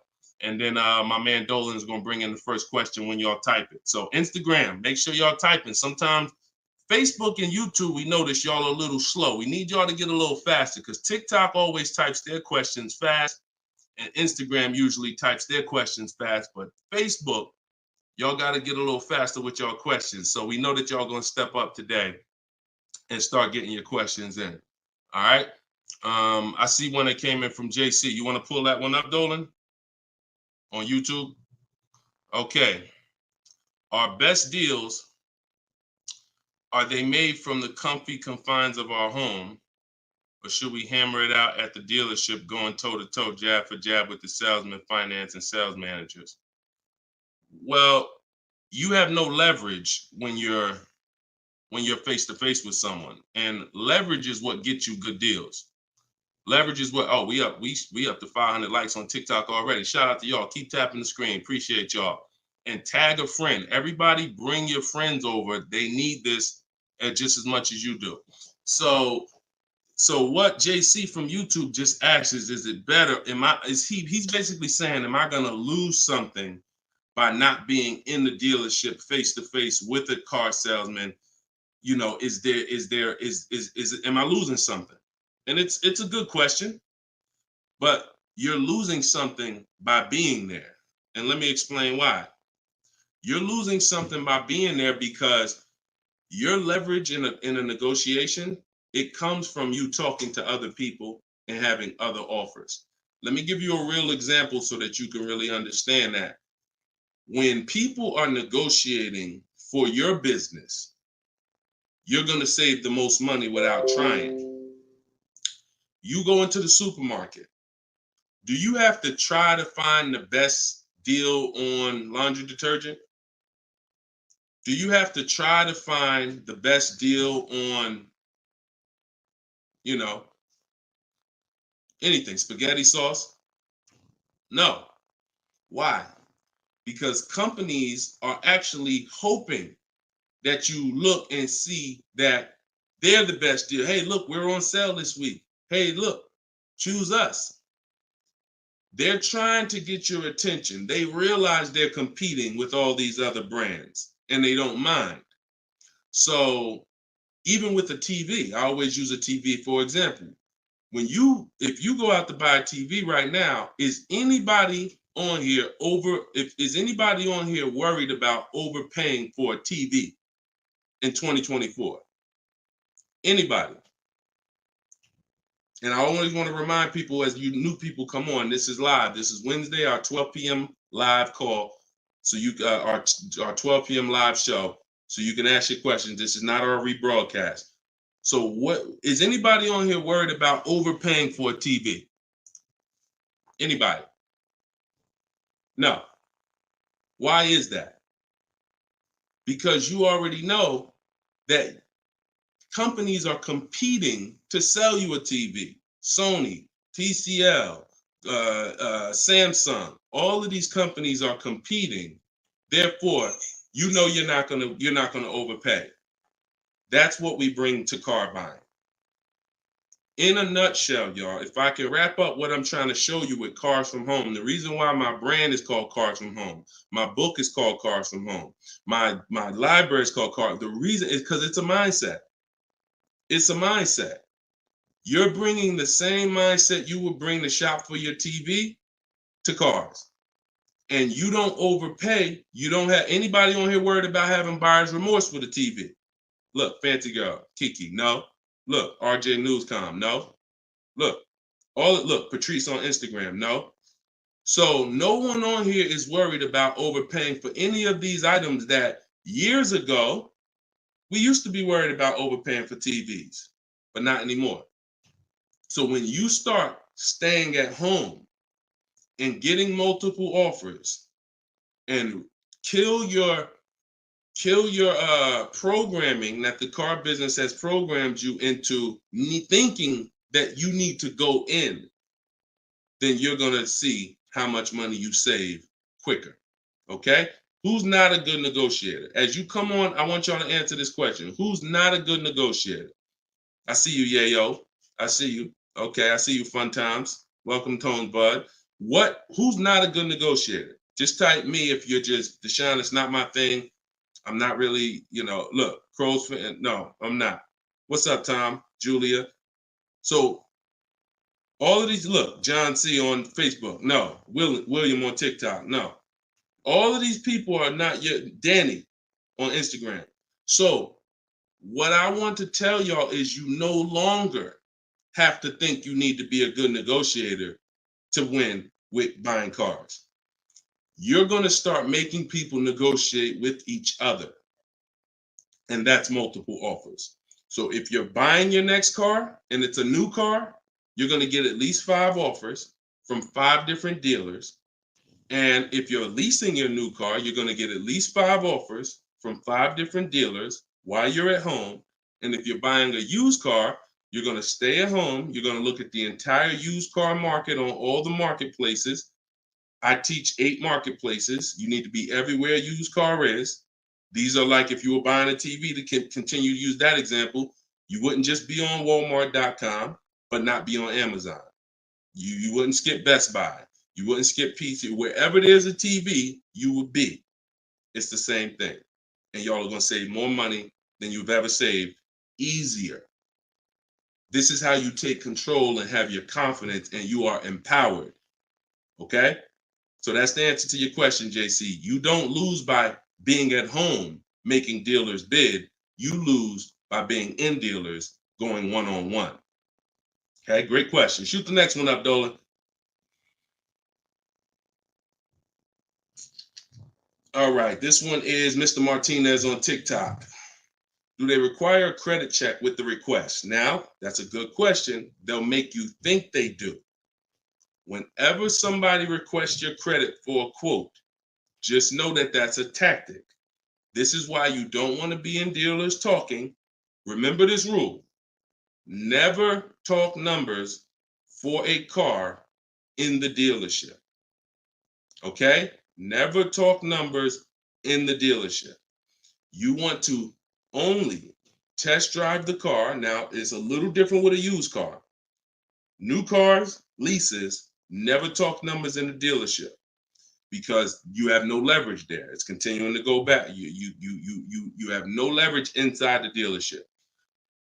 Now, when you are requesting your quote, you're going to the dealership site. In my book, my book is called Cars from Home, 7 Steps to Saving Time, Money, and Avoiding Dealerships. Everything that I'm teaching y'all is out of one of those 7 steps. Now, when you get to the point where you're getting offers, we're not using third-party websites because dealers pay for those leads. We don't want dealers paying any extra money to a company to get in touch with us. We want to go direct to dealers' websites. This takes 20 minutes. If you do it my way, you're going to the dealer's website. In my book, I have a link to the dealers, each brand. You put your zip code in and it'll pull up all the dealers. Now, as you go to these dealers' websites, you're doing a copy and paste. Copy and paste. And now, what are we saying in that first message? What we want, what we're looking for, when we can purchase. We're not talking about numbers yet. We just want to see who has a car. Now, once we see who has a car, now my strategy that I like you to start using, and some of you who have my book, you've used it already, is the 25 to 5. 25 to 5 is when you're connecting with 25 dealers online, and the goal is to get 5 offers. So, and the reason why we get 5 offers is because 80% are overpriced. So 4 of those 5 offers are usually going to be overpriced. That's when you know you did it right. So when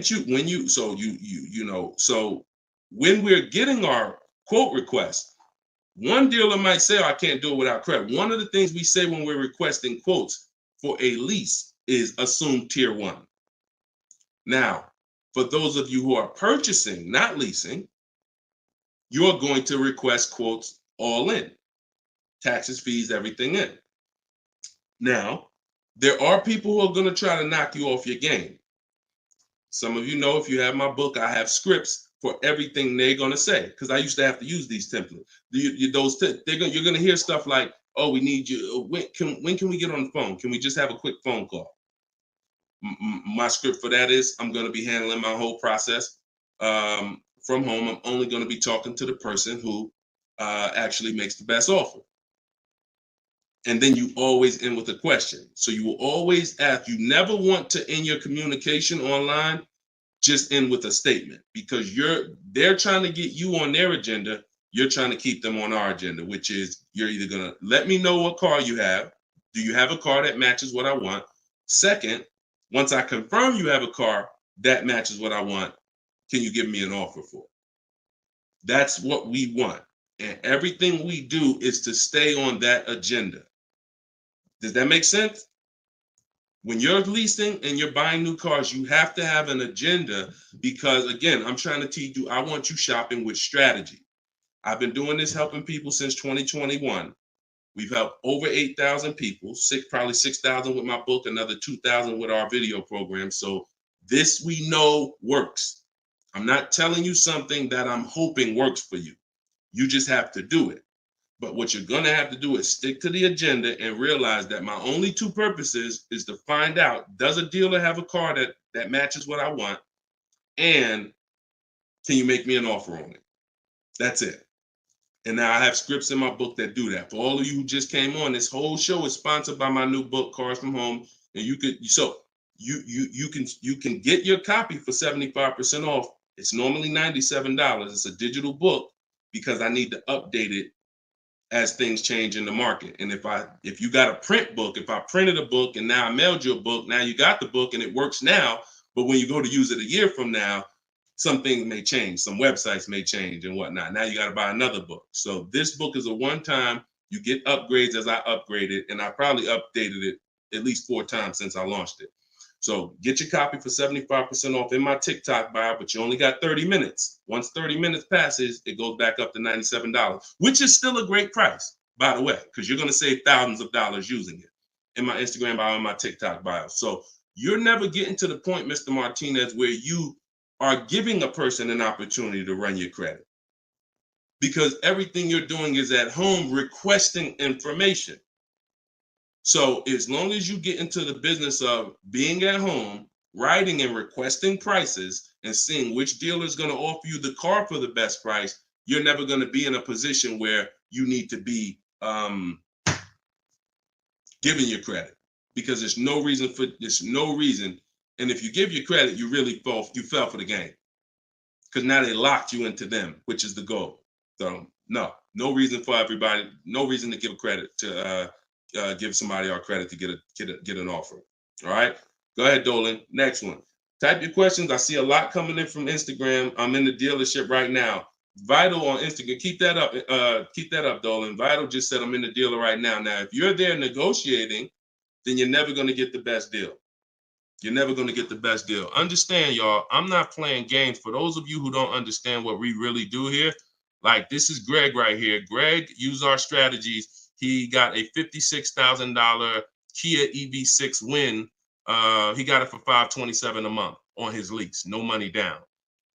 That's through bids. That's not through negotiations. Danielle's lease, $44,000 Audi A3. She got it for $550 a month, no money down.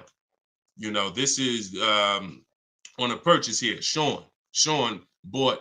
And some of you may have these cars and look at your payments and you're going to say, Dag, Deshone, I got that same car, man, and I ain't get that price. That's why I'm trying to tell you to listen. And like, we're not regular here. And sometimes I think, like, I'm not the public. I could be in the car business making $200,000-$300,000 a year if I wanted to. This is not God's plan for me. I'm trying to give you the game but you got to understand who I am. This ship has sailed. We've been doing this for thousands of people since 2021. If you just now here and you just finding me and you haven't used my stuff yet, like, you missed it, but understand, don't keep missing it. This Sean, he got this F-150 Lightning XLT, $73,000 truck, brand new truck. He saved over $20,000 getting bids my way.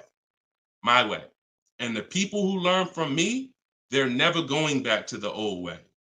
They never going back to negotiating and dealing. It only take one time for you to use what I'm telling you and see how quick you buy cars and see how much money you save to realize, oh shoot, I'm never going back to that old way of car shopping again. All right. So if you want to do it, you need to leave that dealership. Unless you're just there to test drive, that's different. So Instagram. Considering leasing a car, but feels like it will keep me constantly having a car payment if I choose to keep leasing at the end. Could you please explain the strategy to leasing versus financing? Absolutely. So when you're leasing, so this is a great question. Somebody said, look, if I lease, I'm going to always have a car payment. That's absolutely true. And so there's two totally different ends of the spectrum, y'all, when we look at how we acquire cars and get the best deals on them. One is a lease. My goal is to drive a new car, always under warranty in most cases, except if I'm a high mileage driver. I'm paying pennies on the dollar compared to somebody purchasing, like that same car that Greg got. He's paying $527 a month. That same vehicle would be, it's a $56,000 car. That same vehicle will be $1,000 a month on the car note, at least on a 6-year car note. So I'm paying pennies on the dollar. I just had somebody today, he's going to pick up a brand new Kia Telluride. He got a payment of in the 400 range of $42,000 Kia Telluride. Once he negotiated it, he decided he was going to put $2,500 down because he wanted his payment where it was. But he already had a ridiculously low payment. It was like a 1.1% lease deal on a Kia Telluride. I told him, I said, you know that same Kia Telluride, $42,000, that would cost about $800 a month to purchase? He said, yeah, I know. I used to buy one. I used to buy mine. He actually had one. It got totaled. So he knows how much he was putting into that vehicle before he actually figured out he's not an 8-year person. So if you're not keeping your cars 8 years, you should be shopping for aggressive lease deals because it's pennies on the dollar. And we shop with bids because it's easy. It's fun, we're in control, and that's the way we do it. Now, the other side of the spectrum are long-term vehicles that are going to be what we call a keeper. If anybody who has a keeper in their household, type a K. If you have a vehicle in your household right now that you've had for more than 8 years, type a K. Type a K. Type a K. As you come in, y'all, if you're on Instagram, could y'all hit that paper airplane? It looks at the bottom of the screen. It allows you to share this broadcast with your friends.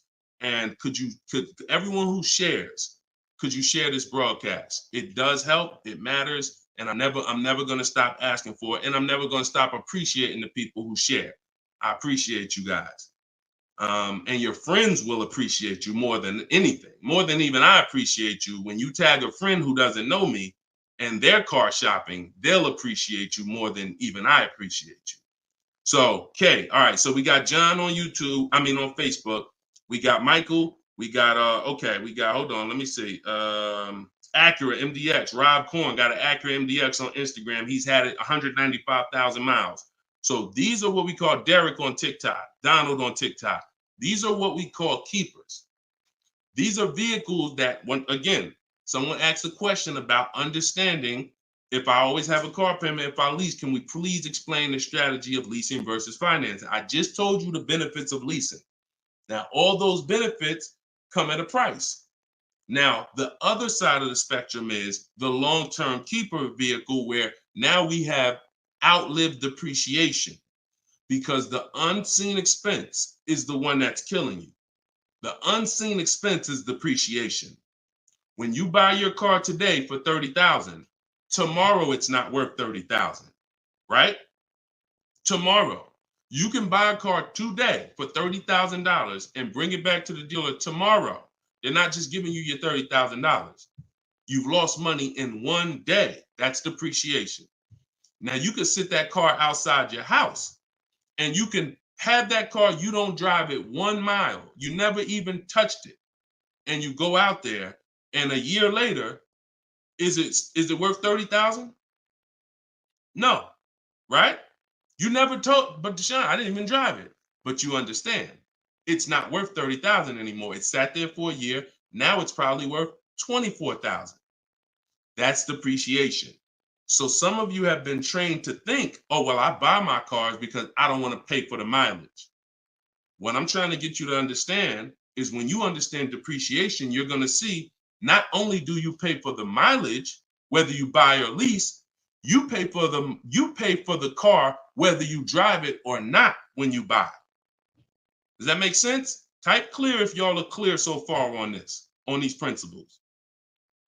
Because it's bad information that's been fed to you for all these years that, oh, you know what? I like to drive as much as I want. Oh, I like to do everything and I don't want to pay for mileage, so I'm going to buy. But what you're seeing now is, oh, shoot. If I drive no miles, my car's worth less. If I drive average miles, my car's worth even less. If I drive high miles, my car's worth even less. Depreciation. It's the unseen expense. So now our goal with purchasing the right way and picking whether I'm going to shop for great lease deals or whether I'm going to be a long-term keeper is to avoid where the depreciation loses us the most money. The most money. Look, right here, 3, 4, 5, 6 years, you're losing the most money. This is when you don't want to have bought your car and replaced it, because you're losing thousands and thousands of dollars every year. And now many of you have been taught it's okay to switch cars while you're in here, dropping. But going back to the keepers know, all right, I'm switching cars when my value is like this, my depreciation. So all of you who said out there that you got a car that you've had for 8 years, 10 years, 12 years, now you're gonna, here's what proves to you what I'm saying is true. The keepers, which is why I'm trying to get you guys out of that middle, all you 3, 4, 5 year people, 6 year, 7 year people that do not lease. You don't keep your cars long enough to outlive this depreciation, but you don't lease. You're losing the most money by far, thousands and thousands of dollars every car you buy in resale value, because you flip cars, try to trade them in while you just lost thousands and thousands of dollars. So on the other end, those of you who said, Deshone, I got a keeper outside, if that car today is worth $5,000, a year from now, it's probably going to be worth $4,800. That means you're no longer losing value like this. You're only losing value little by little, and you've outlived the depreciation. So your goal when understanding should I lease or buy is like, Deshone, okay, how do I avoid this? Well, if you're not keeping your car 8 years, you should be shopping for leases. Everyone who told you otherwise was wrong. I'm not going to say they were malicious, but they were incorrect. And unfortunately, I call them confidently incorrect. Dangerous. Dangerous. Being confident and incorrect is dangerous to you and others and everyone who's going to listen to you.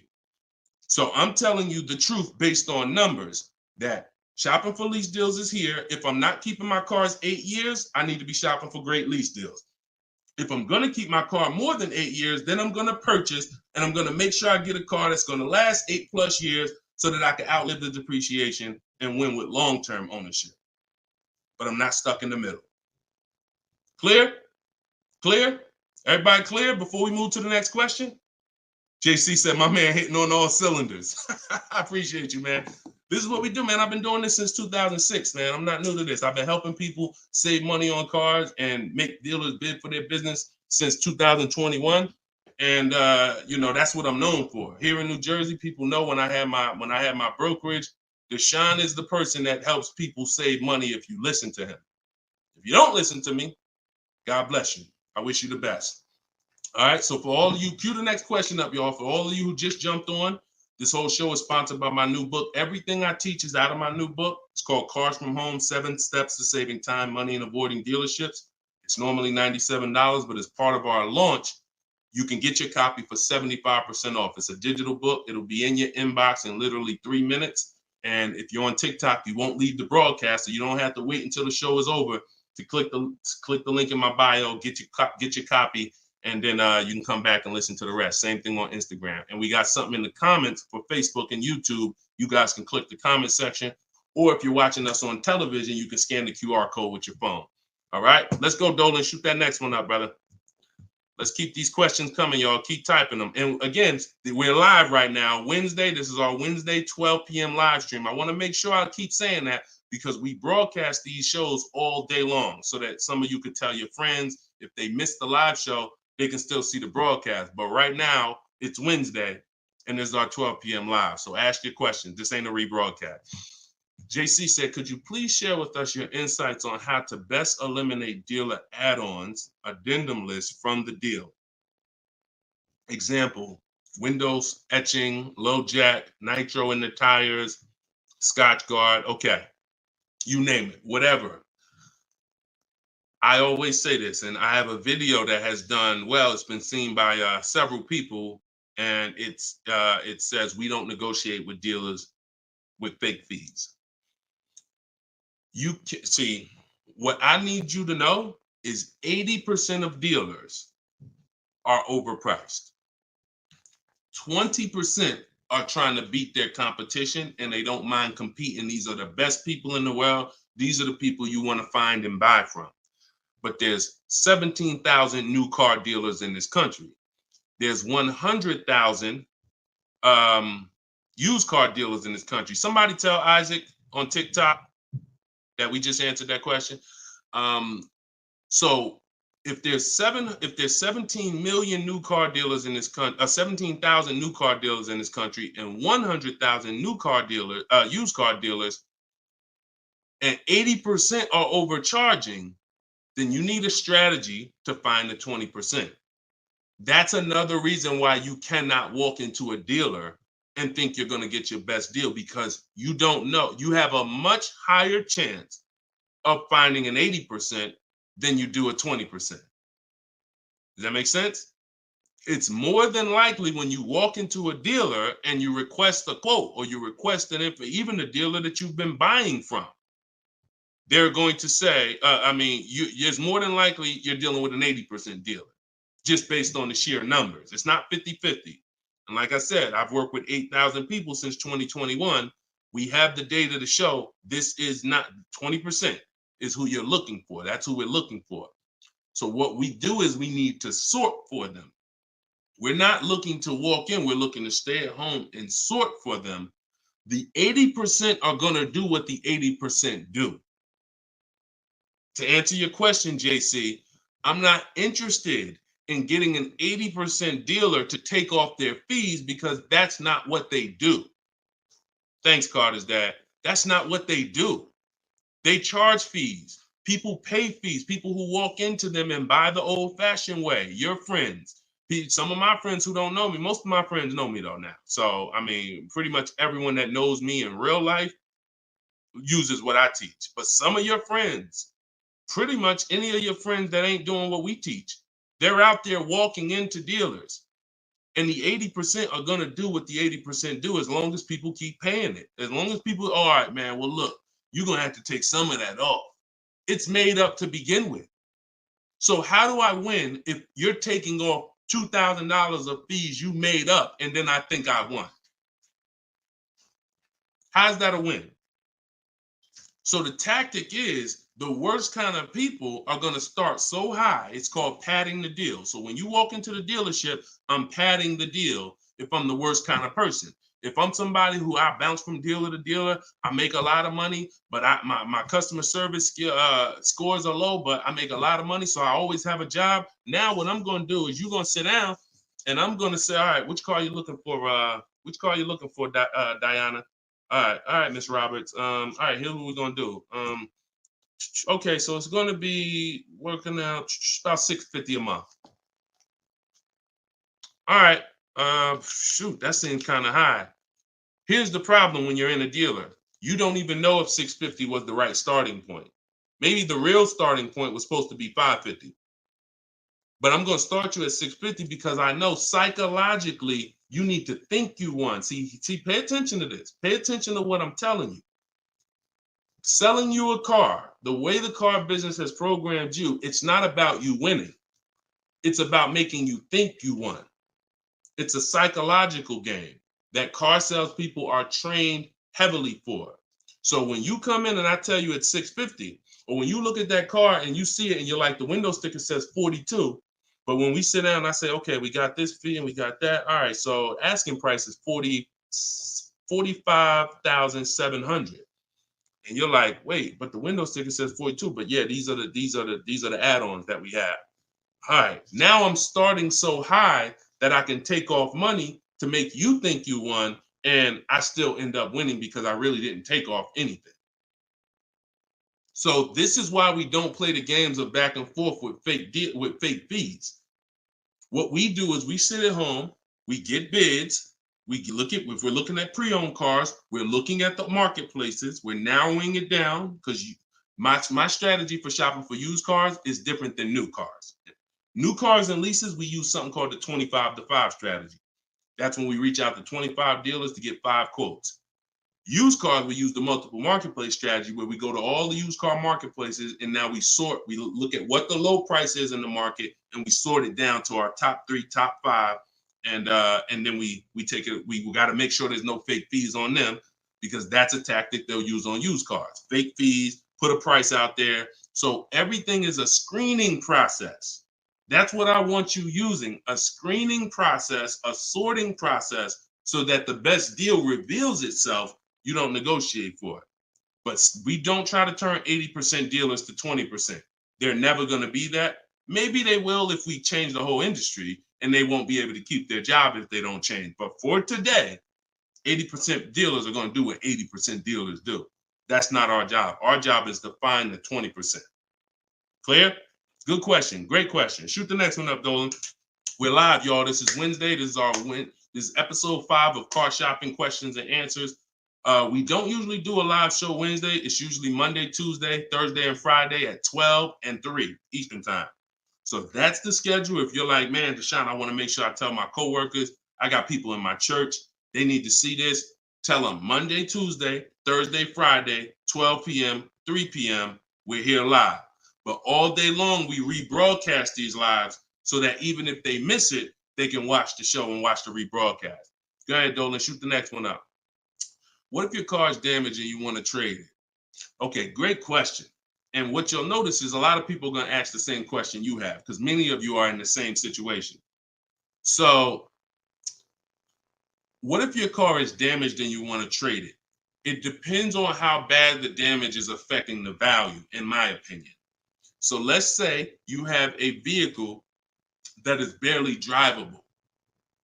You're selling it in its worst condition and it's making, example, let's say you got a BMW, older BMW, the transmission's slipping or the transmission's out. It doesn't drive or it needs an engine. Something where literally the integrity of the car is totally compromised.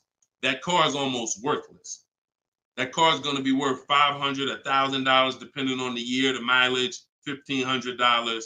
Meanwhile, if you put a used transmission in, this is why I'm an advocate. I preach you should always have a great local mechanic, a great local service shop in town that you use when your car has no warranty left. You must have this if you truly want to win, because these guys are usually 30, 40% of what a dealer is going to charge because they don't have that overhead. So what I'm doing, if I got an older BMW, no transmission, a Nissan, no transmission, I'm going to get a transmission from a salvage yard to get a used transmission, a used engine, pay $2,500, drop that in, and then sell the car like that. And I can tell you that that's what my father did. Like my father bought a GMC Envoy in 2009, maybe 4 years after he bought it in 2013. So it was 4 years old when we got it for him. Then maybe 3 years after that, the engine went. So he got a used engine. He's been driving that car since like 2017 with the used engine, and he's getting ready to sell it, and he'll probably get $4,000 or $5,000 for it on Facebook Marketplace because he's a low mileage driver. So you see how literally he could have went from switching a car when it was in its worst condition, taking a loss for it, versus investing the right money with the right person, getting the right engine, right transmission, drives it for a couple more years, and then can still pull a couple $1,000s out of it. Y'all clear? Y'all see how? Y'all see how? Type $ if you understand that. That's the win right there. Not taking the loss and saying, all right, let me just get out of this car, it doesn't drive, and just taking the L. Big financial loss.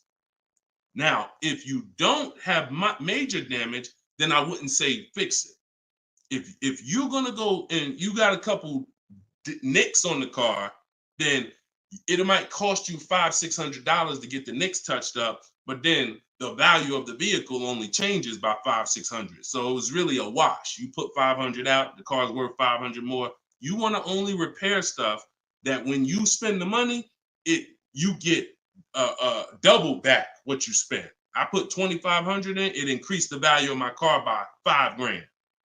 And that's typically my opinion and my rules on how I like to operate when it comes to damage. Yes, I'm actually live right now. And why is your name the Auto Advisor? We got the Auto Advisor on TikTok.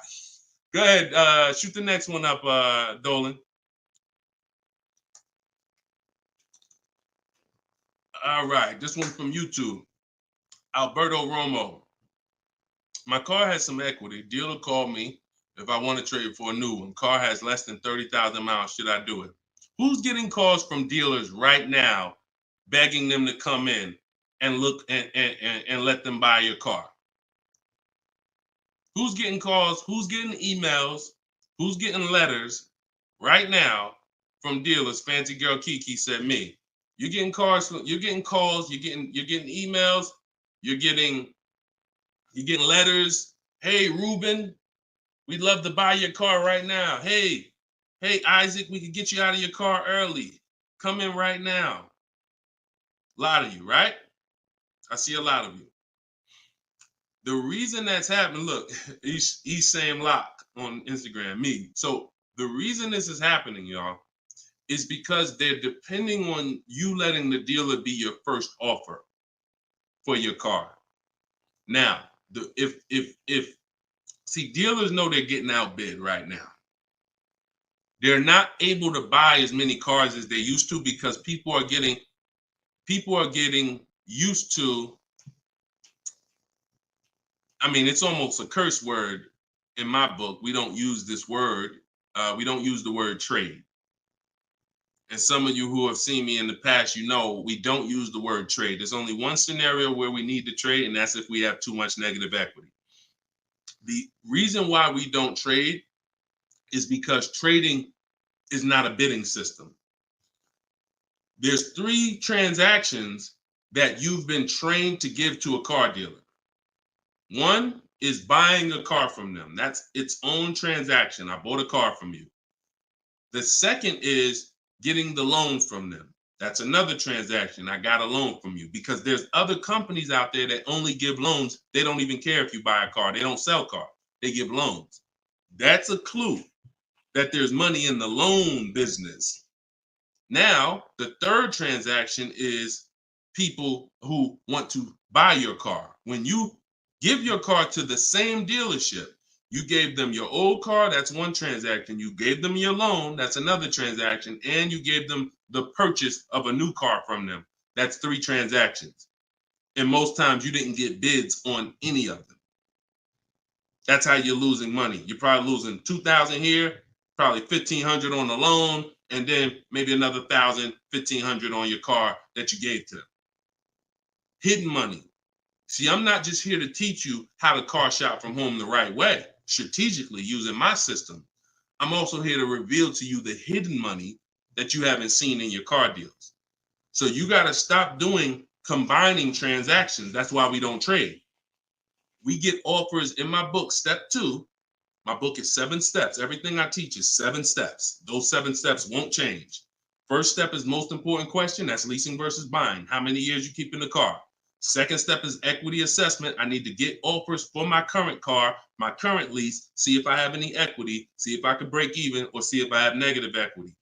Third step is deal structure. I need to find out how much this car is supposed to cost if I get a deal on it. I'm budgeting for a deal.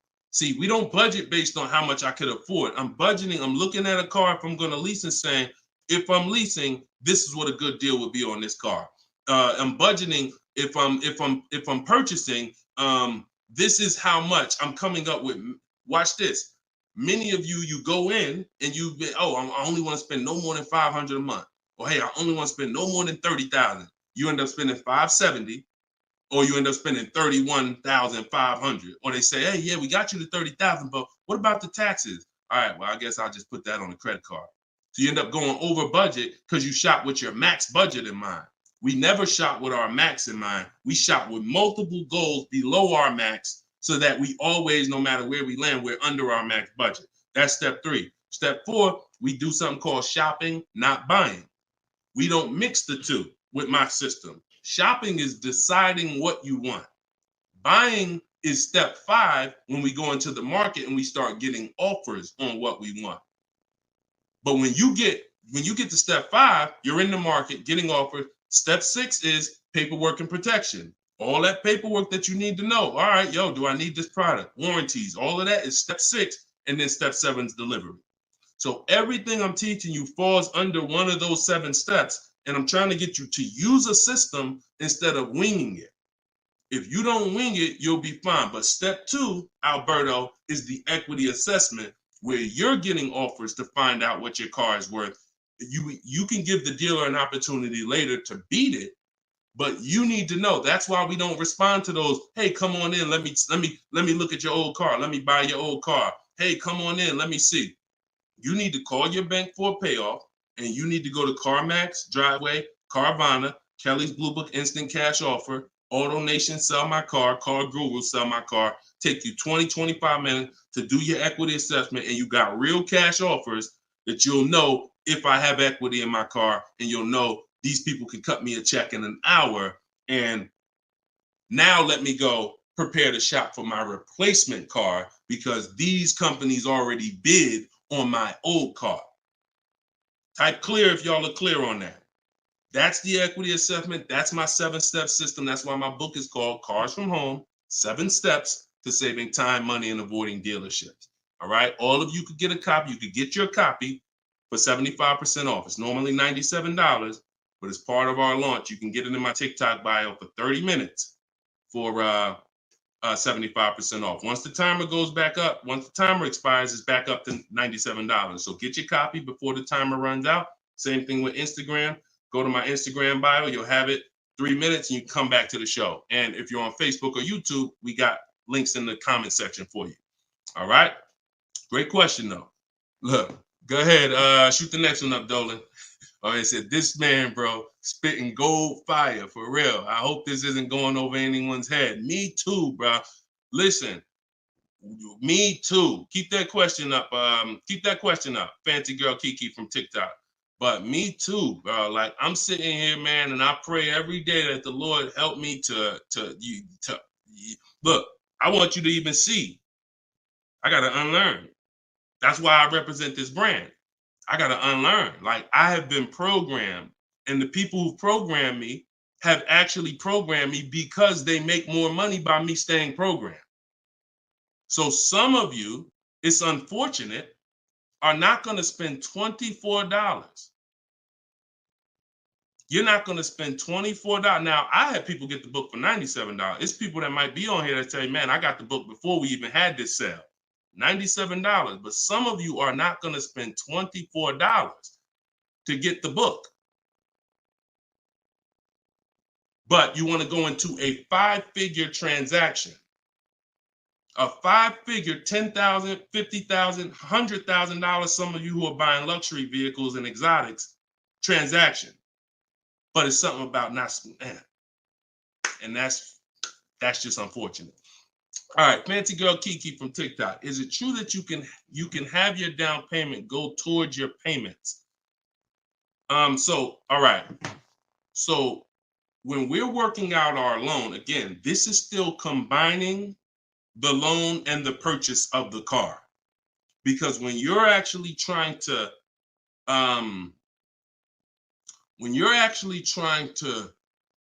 figure out and hope your down payment goes towards the payments and actually goes towards the car versus you basically just giving it to the dealership or maybe losing it to, not going to the car, you're mixing.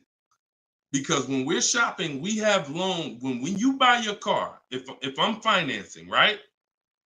Give you an example. When I bought my Infinity truck, I'm shopping for the car. Once I get the car, now, and I use my perfect budget calculator. It's in my book. It's a calculator I created. See, that stuff I can't even explain on this show. I can't explain how a calculator that I created works. It's a surprise when you get there, when you read and you're like, oh, this is a calculator. I've never seen nothing like this before. I know, because I made it. And I got like 5 of them in there.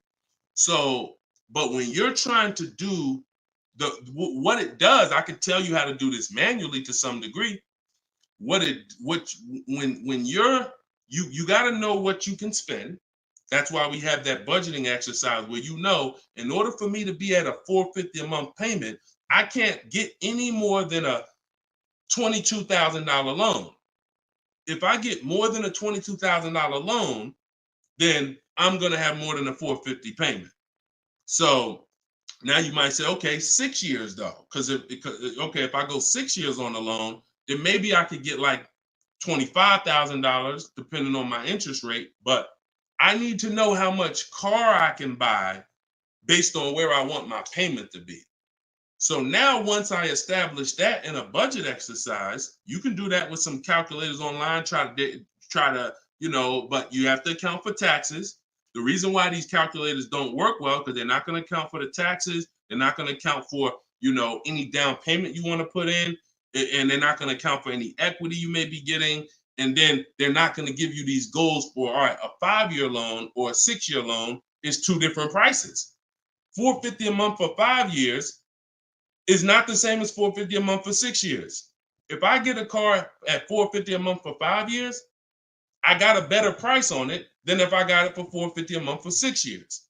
So these are the things that you kind of got to have in your budget so that all right, this is how, because it does me no good to know that I could go and spend $35,000 on a pre-approval. What does that do? How does that equate to what I can actually spend? I don't want to spend $35,000. That's a $700 a month payment. So, but once you establish the budget on how much I can spend, now you go find the car. So I'm shopping for the Infinity, and I'm shopping knowing all of these cars are within my budget.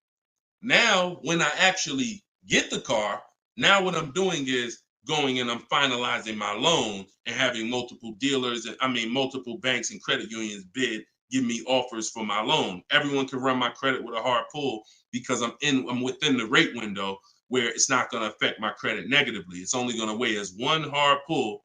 I know you've heard, oh, don't let all these people run your credit. If you do this right, according to how you're supposed to rate shop, you can Google rate shop. In fact, I'll show you right now. I'm going to share my screen so y'all can actually see. See, it's the information you don't know that's costing you. It's the information that you don't know that is costing you. Look, if I go to Google and I type in rate shopping, Experian has a whole article. Let me know if y'all can see my screen. Hold on. Oh, wait, hold on. Entire screen. Look. So I go right here. Rate shopping. They have a whole article about how to properly rate shop. And let me see. Look, the FICO score window is 14 to 45-day period, depending on which version is used to calculate the score. So we do it in 2 days. We do it in 2 days. So we don't even use the 14-day window. That's why we don't let anybody run our credit with a hard pull until after we already find our car. So now you come in and you are I'm letting all these people run my credit to get their offers for my loan, their offers for my interest. And then what I'm doing is whoever makes the best deal there, I'm calling the dealer and I'm giving the dealer an opportunity to beat it. because the dealer has another 7, 8, 10 banks that they might, okay, there, let me see if I can beat that because I like to earn the business. And that's what I call the bank bidding war blueprint. So I'm putting that when you get my book, you actually get the bank bidding war blueprint because I haven't combined it with my book yet. It's going to take me probably about 30 days to combine it into my book. So I just send the book and I send the bank bidding war blueprint. That strategy right there is called the bank bidding war. So we're not worried about if our down payment's going to go to the car because our loan is always worked out with the bank, not with the dealership. Okay? Separate these things. When you start separating these things like I want you to, you're going to see I can't get into the same trouble I used to get into. Okay? Go ahead. Shoot the next one up, Dolan. Great question. Are you even actively selling cars or are you just selling books now? No, we're all in the education business. I haven't sold cars since 2020. TikTok, what's the best way to approach a used dealership? From home. All the marketplaces. So you don't want to, if you're shopping for a used car, you cannot afford to miss a place where a used car is. What does that mean? Car Gurus, Auto Trader, Carfax.com, CarMax.com, Carvana, Driveway, eBay Motors. There's 8 marketplaces that we use. Vroom used to be on there, but Vroom's out of business now. So, and we don't use, people will say, why don't you use Auto Tempest because it pulls inventory from all of it. We don't use a third-party site because what it's doing is pulling, it's not going to pull all the inventory because no one's going to give this third-party site permission to just pull all their inventory and now people start going to the third-party site instead of coming to them. So we just go direct to the marketplaces. And then the first thing we're doing, once we know our budget and what we can spend, we're going and we're looking for our car. But we are not going, the first thing you need to do if you want to get, y'all know, like what I'm famous for is teaching people how to get below market deals from home. Below market deals. When you're getting below market deals, you have to realize there's 2 other categories of most people paying. Some of you have been paying market value. Some of you have been paying above market value. So below market value means there's 2 categories that we want to buy below what they're paying. Okay? So we got to have that in our mind. Below market. Like when you look at Eddie. Look at Eddie. This is 2023. This was last year. Still coming out of low inventory. He got a 2023 Camry hybrid. And the hybrids last year, they were on fire. On fire. Like, so they were still charging $2,000, $3,000 over sticker price for the, he got $2,086 under MSRP getting bids. That was his lowest bid. Okay? He said I had a 1-week window. So those of you who are like, Deshone, I need a car in a week. When you get bids, it ain't nothing. He said I actually completed the process in 4 days. So below market deals where people are paying sticker price and they think they won. You know what? Hey, you know what? The best deal is, at least I didn't get a markup, sticker price. Now, let's get back to approaching the used cars. When we open up when we get in used cars. Oh, wait a minute, yo, banana Thad, you funny, man. So when we get in used cars, so our goal before we could get a below market used deal, we have to know what the market prices are. So when we open up those marketplaces, the first thing I want you to do is look and sort from lowest to highest prices on all of them. Lowest to highest prices. Well, the first thing we actually do is start an account. You want an account because we want to get alerts of all new inventory. So we start an account on all the marketplaces that we can start an account on. Now we're going to look and sort from lowest to highest, and we're going to look and see what the low side of the market is. Low side of the market, low side of the market. Now I might say, okay, the low side of the market is about 22, 23. if you're doing it right, you're always going to have prices that are $3,000, $4,000, $5,000, $6,000 more. If you don't see that type of spread, you're not doing it right. So now we know this is the low side of the market. Now here's what comes with the low side of the market: bad Carfaxes, frame damage, salvage titles, sketchy history, damaged cars. That's good. That's what comes with it. What we're looking to do is see where those cars are priced at, and we're looking to be right above them. And from there, we have a particular system of how we're going to sort based on title history, service records, extremely important. We will not buy a used car without great service records. Then we go to accident history. There's a couple different types of accidents: serious accidents, airbag deployed, vehicle towed. All of this is serious accident. I appreciate you, JCAA. Shout out to the sharers on TikTok. Now we go to, then we need to verify there's no bogus fees, because that's a narrowing down. Now that'll narrow us down to like a top 3, top 5, top 7. But some of those vehicles are going to have bogus fees, guaranteed. And this is not always happening day one. That's why I don't want you waiting until you need a car to go shop.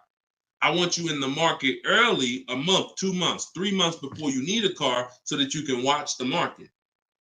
And when you can watch the market, you have much more leverage. You have much more flexibility. You can say no. You can see where the price trends are, and you can get alerts. Many times, it's the alerts of the new cars that's going to be the car you take down. Because once you know the low side of the market, now you're getting alerts. Every new car that hits the market, boom, soon as it hits, I can look and see, oh, that's priced on the low side. Now I look, oh, shoot, frame damage. Oh, shoot, salvage title. Oh, shoot, whatever. And eventually one pops up and you're like, oh, good Carfax. Oh, good title history. Boom. And now we're preparing to get ready to take that car off the market. We can't test drive used cars until we're ready to buy them, though. That's the only reason we can't do 100% of our used car deals from home, ever. New car deals, we've had people throughout, use my book, in my course, 100%. Dealer delivers the car. That can happen. New cars and leases, 100%. Used cars, we can't.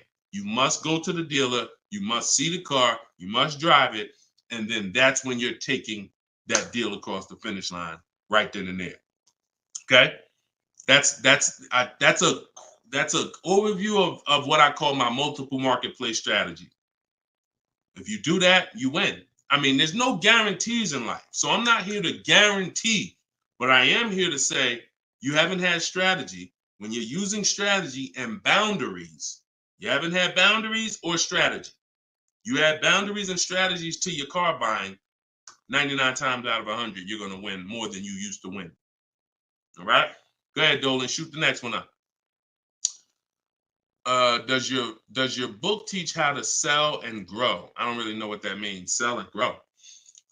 This one's from TikTok. Do I get a discount for paying cash for a car? No. I know a lot of people told. Who was taught you get a deal for paying cash? Type a dollar sign if you were taught you get a better deal for paying cash. I got the book, the cheat sheets, awesome. Service connected. Don't use the cheat sheet. If you got the book, scrap the cheat sheets. The book is the nuts and bolts. The cheat sheets is an overview. I see you though. Use it. Win. So, all right. So you got Gina VL. You got I don't want to butcher your name, so I'm not even going to try. I see you on TikTok, though. I see Cozy Boy Nesto on Instagram. Okay, Monty. So my question was, who was taught you get a better deal by paying cash? All right.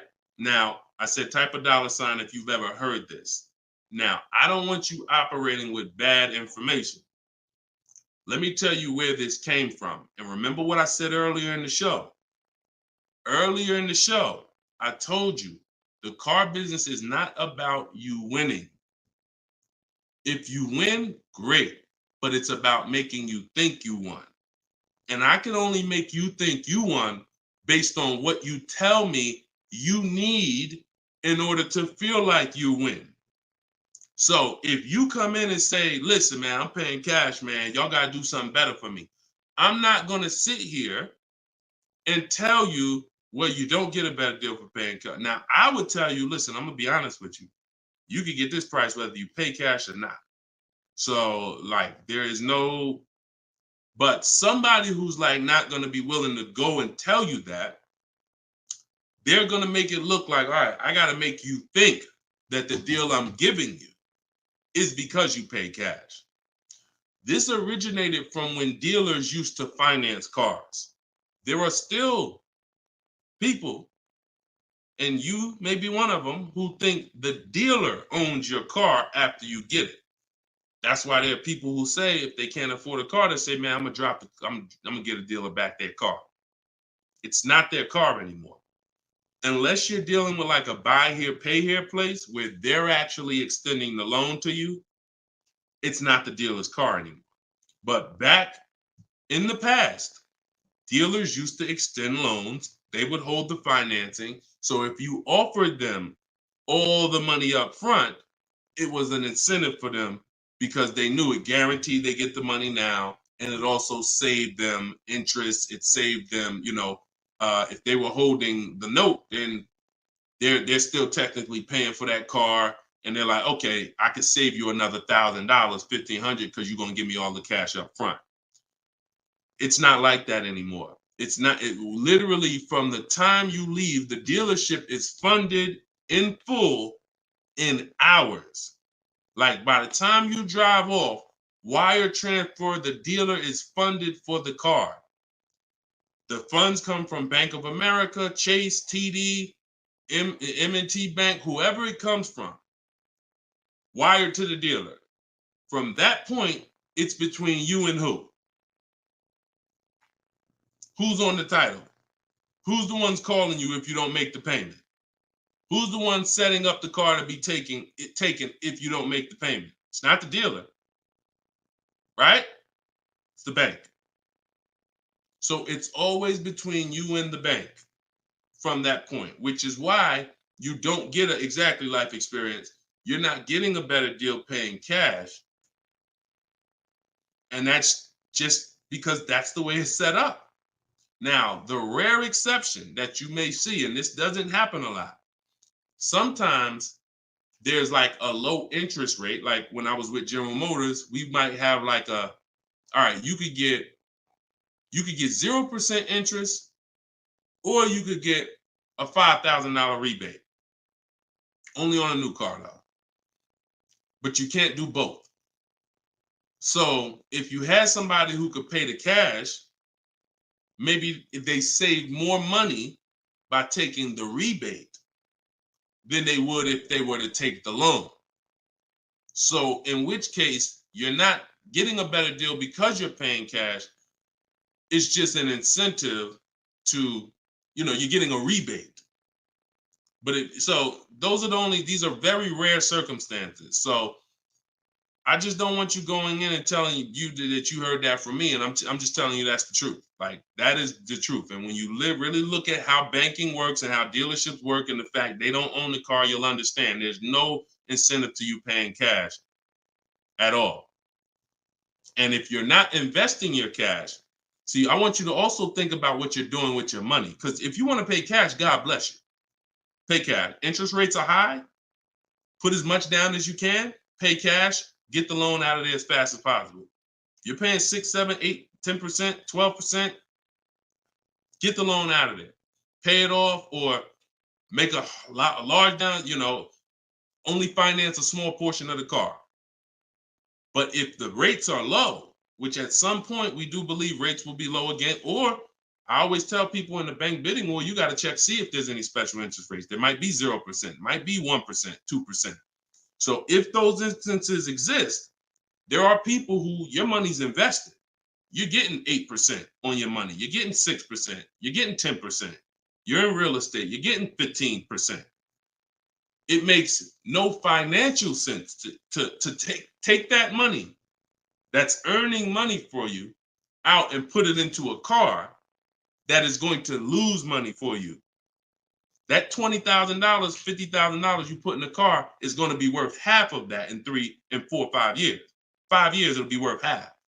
So these are the things I talk about. I don't believe in one size fits all car advice, y'all.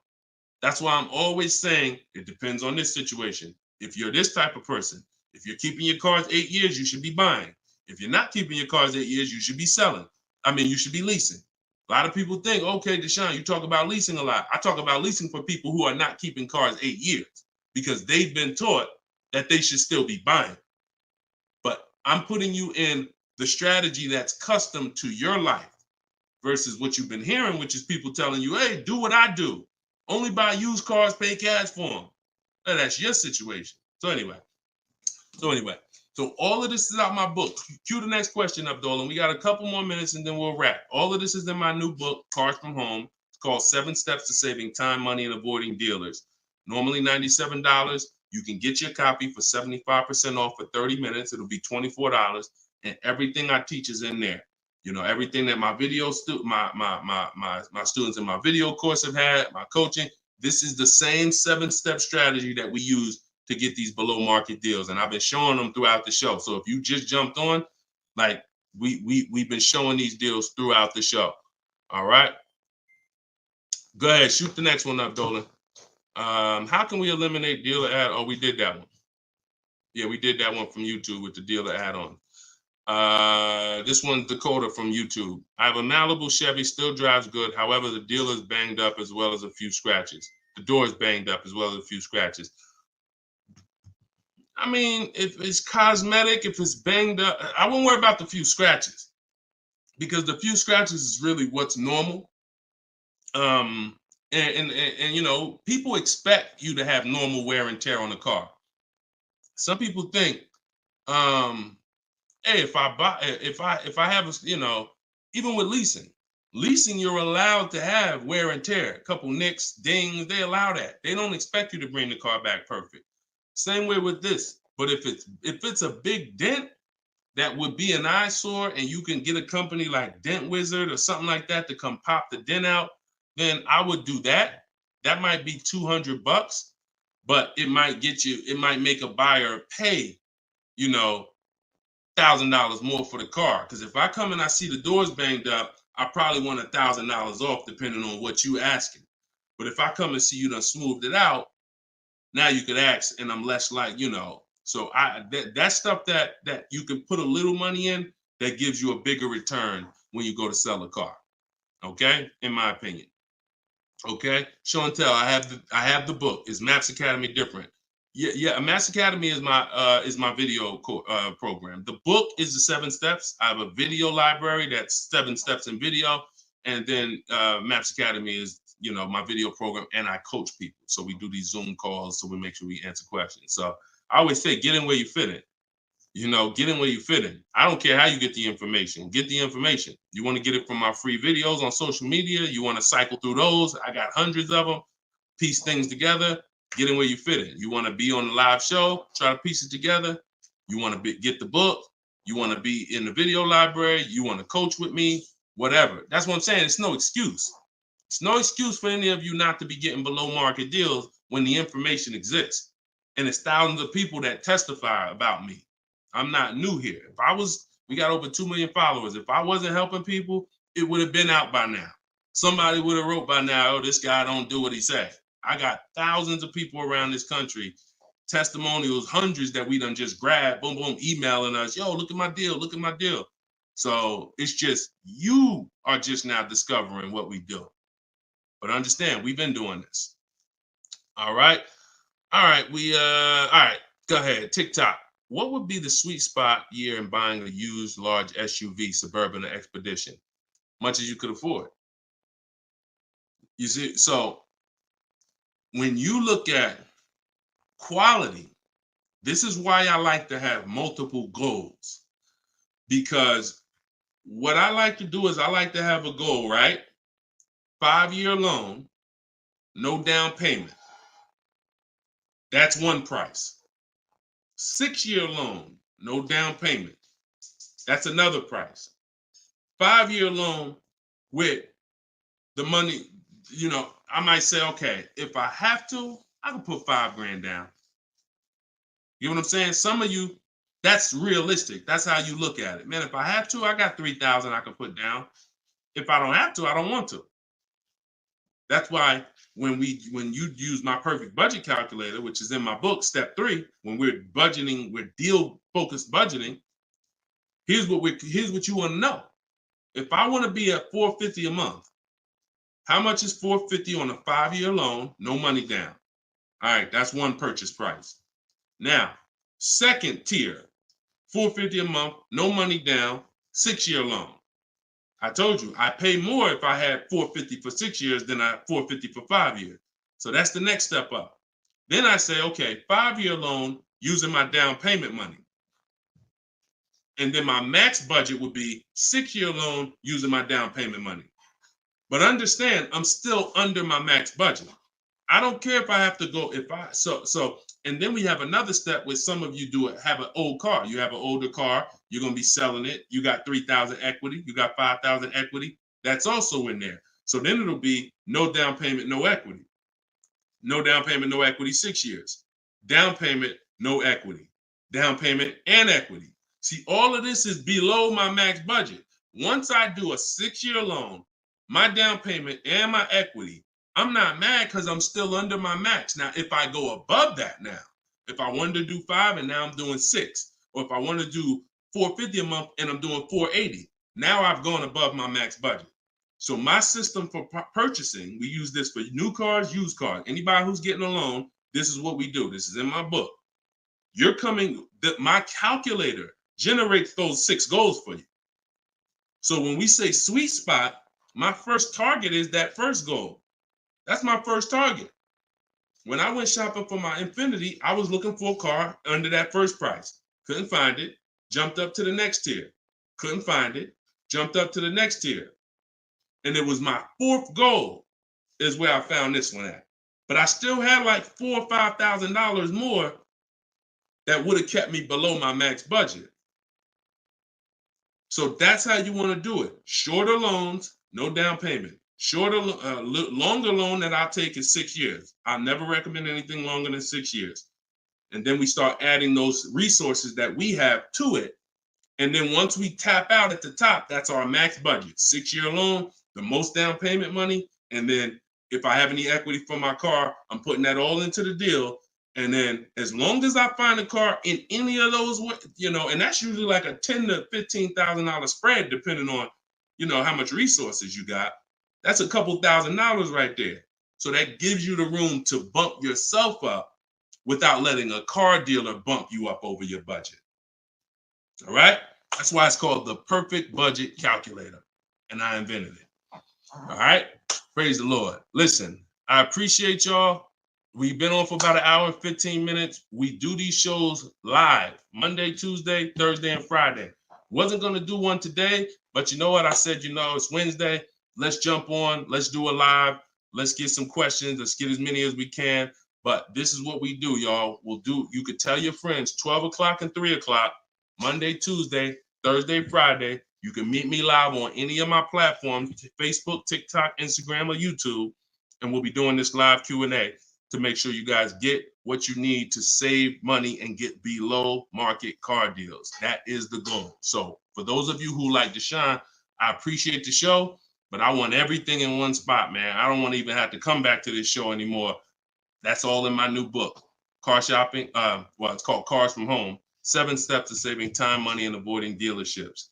You can get it for 75% off in my TikTok bio. It'll be in your inbox, and everyone who gets a car, who gets a book, right when you purchase, I give you a support email.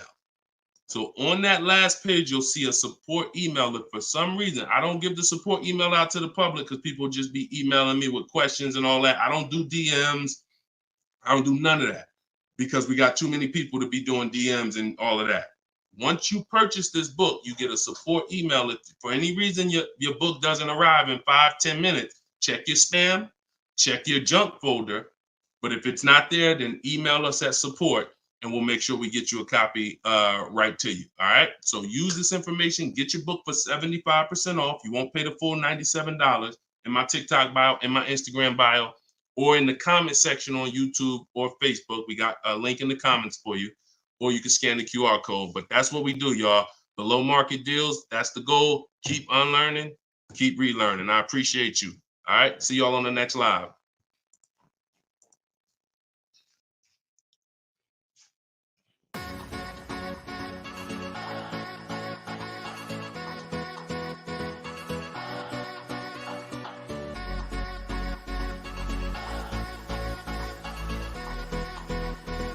worst possible thing you could say when you walk into a car dealership. I spent 5 years with Mercedes-Benz, 5 with General Motors, and the worst thing a person could say when they walk in is, if you could just get me to this payment, we got a deal.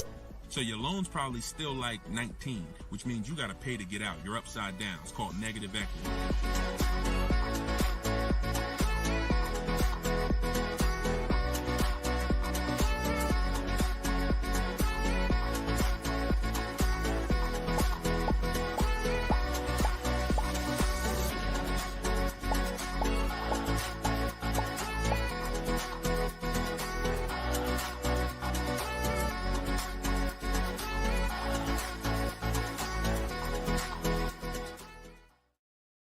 Gail, welcome everybody to episode 6 of Car Shopping Questions and Answers.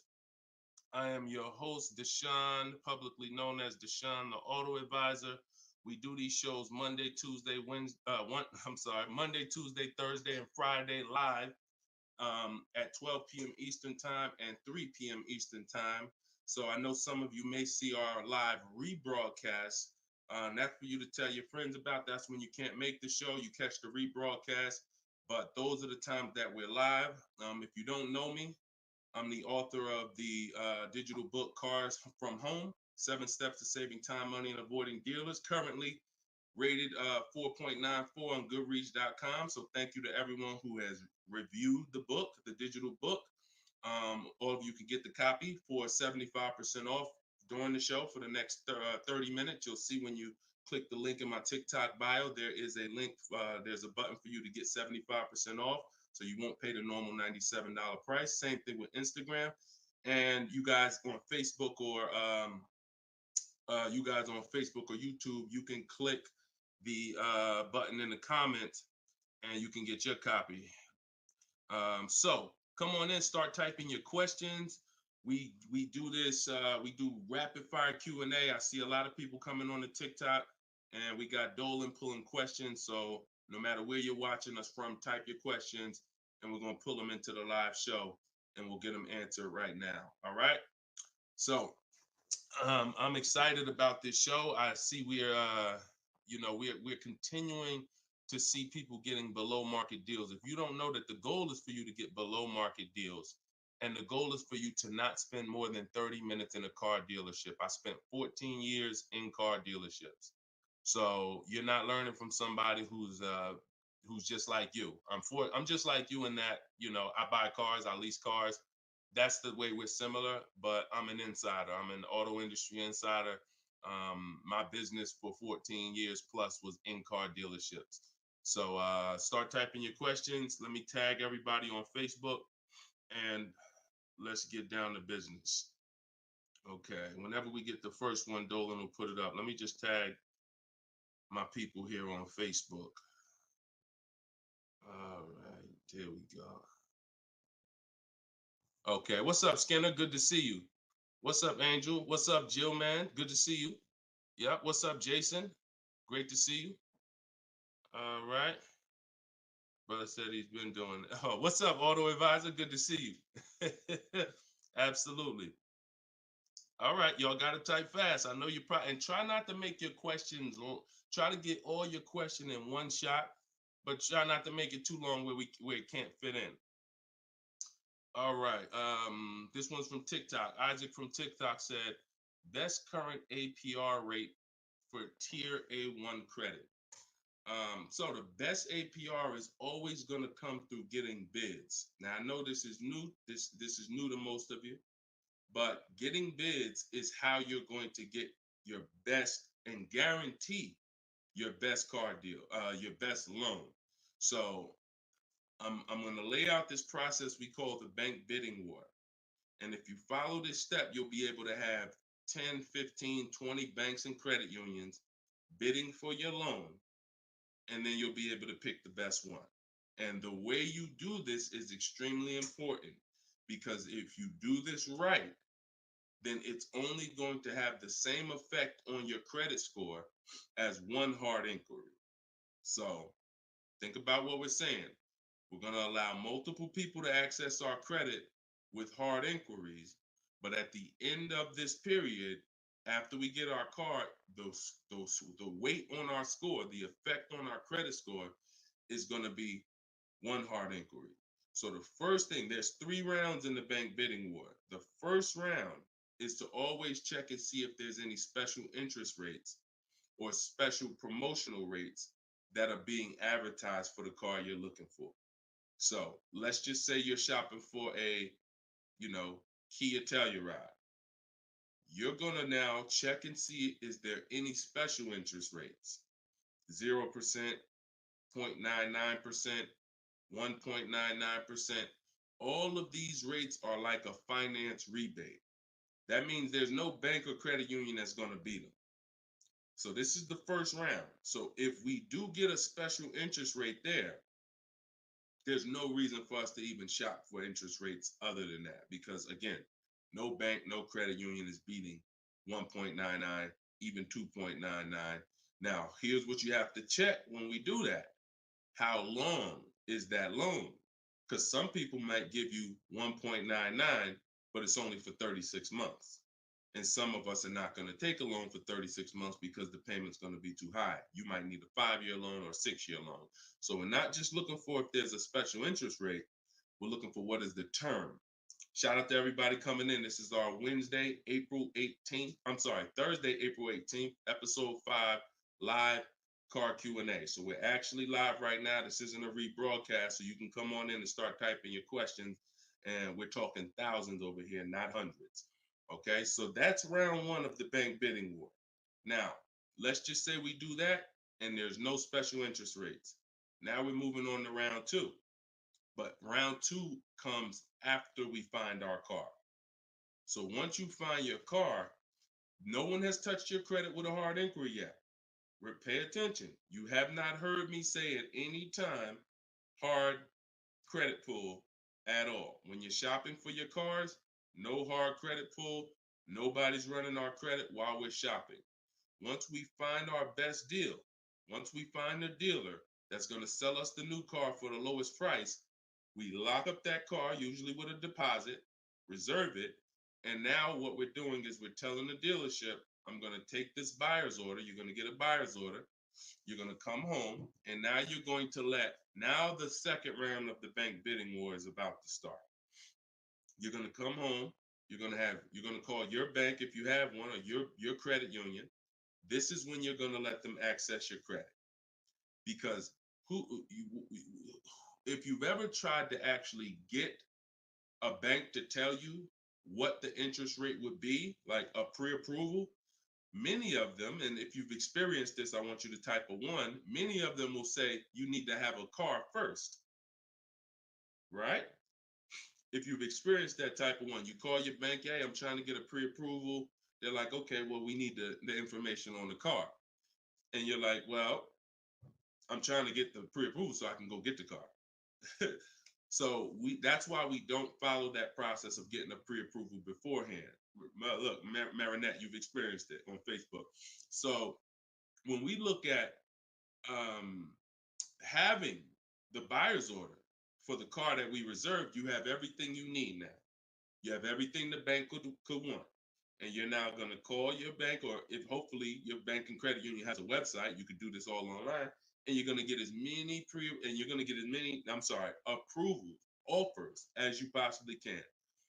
In my book, I list a couple: your bank, your credit union, online banks, Lightstream, community credit union. Everybody who can lend in your state, you want them bidding. This is very important because some of you haven't been trained to see. My job is to not teach you just how to buy from home and make people bid for your business. My job is to show you everyone willing to listen. If you're willing to listen, I'll show you where the hidden money is in your car deal. The money you have not been trained to see, or the money you've been trained not to look at. And the people who have trained you not to look at this money are usually the people that's making the money. So you have to see that one point. Let me give you a scenario here. Let's go to an auto loan calculator so you can see how much money is just in your car loan. Just in your car loan. And we're going to do a couple different interest rates so y'all can take this serious and you'll see why you need to be getting multiple bids for your interest. So if I'm buying a $30,000, if I'm looking to borrow $30,000, let's take $30,000 for an example. Average, pretty good average. Average price of a car is probably higher than that, but let's use 30. Now, if that interest rate is 5.99, total interest paid is $4,791 over the course of 5 years at 5.99. If the interest rate is 7.99, total interest paid is $64.89. That's over $2,000 difference. 2 points, $30,000 loan. Now, some of you are going to be borrowing more than that. Some of you are getting $50,000 loans. Interest at that same 7.9 on a $50,000 loan is $10,815 over 5 years. Now, if you can get 2 points less, 5.99, interest is $7,984. This is $3,000 difference. So, do you see how if you're not taking getting the best loan offer just as serious as you're taking trying to get the best price, you get a good price and then you'll give it back to the bank who's giving you the loan. So this is why we get bid. So we're now going to let all these people run your credit. This is when you do your hard inquiry. You don't do it before this. Hard inquiries, credit unions, online banks, your bank, your credit union, everybody's bidding now. And now what you're going to do, once you take the best offer from that round, that's round 2, that's when you're going to call the dealer and you're going to tell them what that best offer is and see if they can beat it. Because the dealership has another 7 to 10 to 12 banks that they're going to be competing to try to get your business. So this is the bank bidding war. So when I created this product, and if you do this right, as I said, what I know you were taught, who was taught, be honest, we're live right now. This is our Thursday, 12 p.m. live. Who was taught, don't let people run your credit. When you have multiple inquiries, it lowers your credit score. Who was taught that? Type me if you were taught that. Don't let people run your credit. You can't have all these people doing hard inquiries or it's gonna jack your credit score up. All right, look, that right was taught. Okay. Look, Lisa, I see you. Hold on. Let me go to Instagram so I can see our Instagram comments over here. I always got to go to Instagram Live. Okay, Diana from Facebook. I see you. Hold on. Let's get Instagram in the building. Give me a second. All right. Marinette. All right. Marinette. Okay, I see you. D, I don't even want to try to pronounce your name, but I see you on Instagram. So it's partially true and it's partially wrong. You have to do it the way I just laid out for you. That's called the bank bidding war. And if you want to prove this for yourself, you can simply type in rate shopping online and you'll see this is how the credit union, this is how the credit bureaus allow you to rate shop. So they'll give you 14 to 45 days to do it. If you do it like I just told you, it'll only take 2 days. 2 days. One day you're doing all your stuff at home. We're getting all our lenders at home to bid. The next day, we're getting the dealers to get their lenders to bid. And then we're making a decision on who got the best offer. So don't ask yourself. I never want you asking yourself. I never ask myself, did I get the best deal? That's a question of disempowerment. That's a question of weakness. We don't want that. What you should be saying is, following this process, I guarantee I got the best deal because I got offers from all these banks. I can't get offers from 15, 20 banks and not guarantee I got the best rate. The way you shop, or you've been taught to shop or programmed to shop, you're only getting offers from one bank, or you're just letting the dealer do it all for you. That's where your buyer's remorse comes from. That's where your skepticism about, did I really get the best rate, come from. So we won't know what the best rate is until we get all the bids. And that's how we do it. So everything that I'm teaching y'all is part of what's in my book, rated 4.9 on Goodreads. It's called Cars from Home, 7 Steps to Saving Time, Money, and Avoiding Dealers. You could keep typing your questions, because Dolan's going to pull the next question in. You can put it up on the screen now, Dolan. Put the next question up. But all of you can get your copy for 75% off as long as you get to my website before the 30 minutes expires. This is a welcome offer. Normal price of the book is $97, and it's worth every penny. It's worth actually thousands. But special welcome offer, you get it for 75% off in my TikTok bio, in my Instagram bio, or in the comment section on YouTube or Facebook. Okay, this is Monty from YouTube. She said, my mother's looking to start a new lease soon, but she only drives 5,000 a year. What's the best option? Low mileage lease if she's not keeping the car. So if she's not keeping the car, Monty, watch this. I run this scenario a lot, and I want y'all to, because some of you, you were taught never to lease. If you stick around this channel long enough, you'll see probably within minutes that that's some of the worst advice that you've ever listened to. If you don't keep your cars 8 years, so we'll talk about that. And we show examples. It's not even up for debate. People who try to debate it, they're emotional and they're tied to old advice. So once you have decided you're leasing, which means I'm not keeping my car 8 years, I want to avoid that depreciation, then I need to be shopping for aggressive lease deals because it's the short term. Again, this is another unseen expense, depreciation. This is why, look, when you buy your car today, you buy a $40,000 car today. You try to take that car back to the dealership a month later. What's it worth? You try to take you buy a car today for 40,000. You try to take that car back to the dealer a month later. Is it worth 40,000? Right? No. A month. You might have even not you might have not even driven it. But that's the way depreciation works. You don't have to drive the car. In fact, here's another scenario. You could park the car outside your house for a year. You buy it for 40,000, park it right outside your house, don't even touch it. Just start it every now and then to keep the engine running. You come back a year later, that car is not worth 40,000. It's worth probably 32. Dang, how did I lose that much value and I didn't even drive it 1 mile? Depreciation.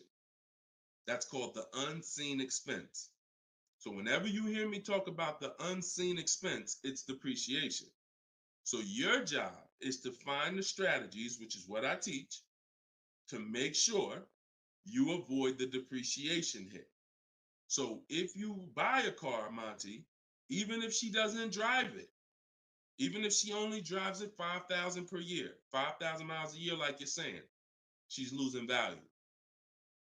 And what she's doing when she replaces the car is she's hoping she could get some of that value back that she lost. It really never happens. Who understands that when you go to trade your car in, you never get what you really thought you were going to get for the car, right? Now, I'm going to ask you a question. Everyone who has a car outside that's 10 years old or more, 10 years old or more, type me in the comments. Matter of fact, let me know how many years you've had the car. That's a better one. Type how many years you've had the car. And for those of you who just came to the show, this is our Thursday, 12 p.m. live show. We're actually live right now. This isn't a rebroadcast, although we do rebroadcast these shows throughout the day, all day, so that you can actually catch up, watch the replay. But this is our time. We're live Monday, Tuesday, Thursday, and Friday, 12 p.m. and 3 p.m. Make sure you're here. If you want to engage with us, make sure you're here. If you want to tell your friends, this is the time to be here. Okay. So we got people 11 years. Can Skin on Instagram, 11 years, 13 years. Jessica on YouTube, I see you. 6-year Jeep Wrangler. Well, I wanted to hear from people who are longer. 2018 Sakia. So, all right, 15 Tahoe. Okay, I'm talking about the people who've had a car 10 years or more. One thing about you that listen, are y'all worried about how much you're really going to get for that car? Are you overly worried about it? Most of you are going to say, no, not really. It's worth a couple thousand, but you've used most of the value. You understand that? Look, Big Meek said I got 08 4Runner on TikTok. So we understand when you have kept your car long term, I'm not concerned with resale value much because my whole goal with having this car was to use up most of the value. So that's what you do if you're a buyer. If you're not going to get to this level, This is what I'm telling you, that you are now losing because the depreciation of your car is the highest in the first 5-6 years. So in order for you to win, you have to keep that car, what I call the 8-year rule, 8 years. That's when the depreciation starts to level out, where you're not losing value like this. And so regardless of how much you're driving, that's not the key. That's not the key. Monty's mom is driving 5,000 miles a year. Who's a high mileage driver driving more than 18,000 miles a year? Type HM. I want you to know, I want to cover all the bases for this question here. Oh, what doesn't matter whether you're a high mileage driver, low mileage driver, it has nothing to do with how much you drive, because that's not what's killing you. It's the depreciation based on the time you have owned the vehicle. And if you're not keeping that car 8 years, you should be shopping for aggressive leases. Now, before we go to the next question, I'm going to show y'all an example of why it is impossible. Yes, impossible. No way, shape, form, fashion. You can get a great deal if you purchase, but you should have leased. Okay? Let's use this scenario. Let's use Frina. Let's use Frina as an example. So Zafrina, she picks up, and you can see this date. She's recent. This is just, not too long ago. So Frina gets a $65,000 Jeep Grand Cherokee. She uses my system. You can see she uses the Cars from Home system, where she gets bids, multiple bids. We get at least 5. So don't look at this price and be like, oh, Deshone, that looks incredible. Yeah, that's because we get this through bidding. You get the best price. That's what we do here. So stick around, you'll understand if you're new to the show. But she's paying $579 a month for a $65,000 Jeep Grand Cherokee. Just so we can, let me level this out for y'all. If she pulls up to someone who decided to purchase because they didn't understand leasing, or they was taught never lease, so they're going to go in, they want that same truck as her. Let's just assume they got a ridiculous, how much is a great discount on this Jeep? I want to use your numbers. Type in the comments, what do you think is a great deal, a great discount? She go in just but don't be realistic though. Somebody walk in, she going and she looking at this $65,000 Jeep. Somebody's going to purchase it though. What would be, because I want to show y'all that even at the best discount that you could name, realistic though, you're still going to lose if you purchase compared to somebody who leased. Go ahead, throw some numbers out. What's a big discount? Okay, look. All right, I'm going to make up a number because it's like, okay, 600. No, not a payment. Not a payment. I'm talking about, okay, Aux the Pro said 20%. Now, we already know saving 20% off a new car is pretty much never going to happen, right? We can agree. That's usually never going to happen, 20% off the price. Let's see how much 20% is. So 10% would be $6,500. 20% would be $13,000. So let's say they knock $13,000, an impossible discount. Someday somehow we do something never been done before. They end up getting this car for $53,000. $53,000. Every $5,000 on a loan is how much per month, y'all? Some of you know, some of you seen my videos, some of you been on the show before. Every $5,000 on a loan is about how much per month? $100. Exactly. So let's do this math now. Continuing to drive this point home that there is no way for you to get a great deal when you purchase, but you should have leased. So the same person who just got this unbelievable, never gonna happen discount of 20% off a brand new car, $53,000, what's their car payment? $53,000, car payment's about $1,050 a month. $1,050 a month for 5 years. Let's just say they take another year on the loan. They say instead of a 5-year loan, let's take a 6-year loan.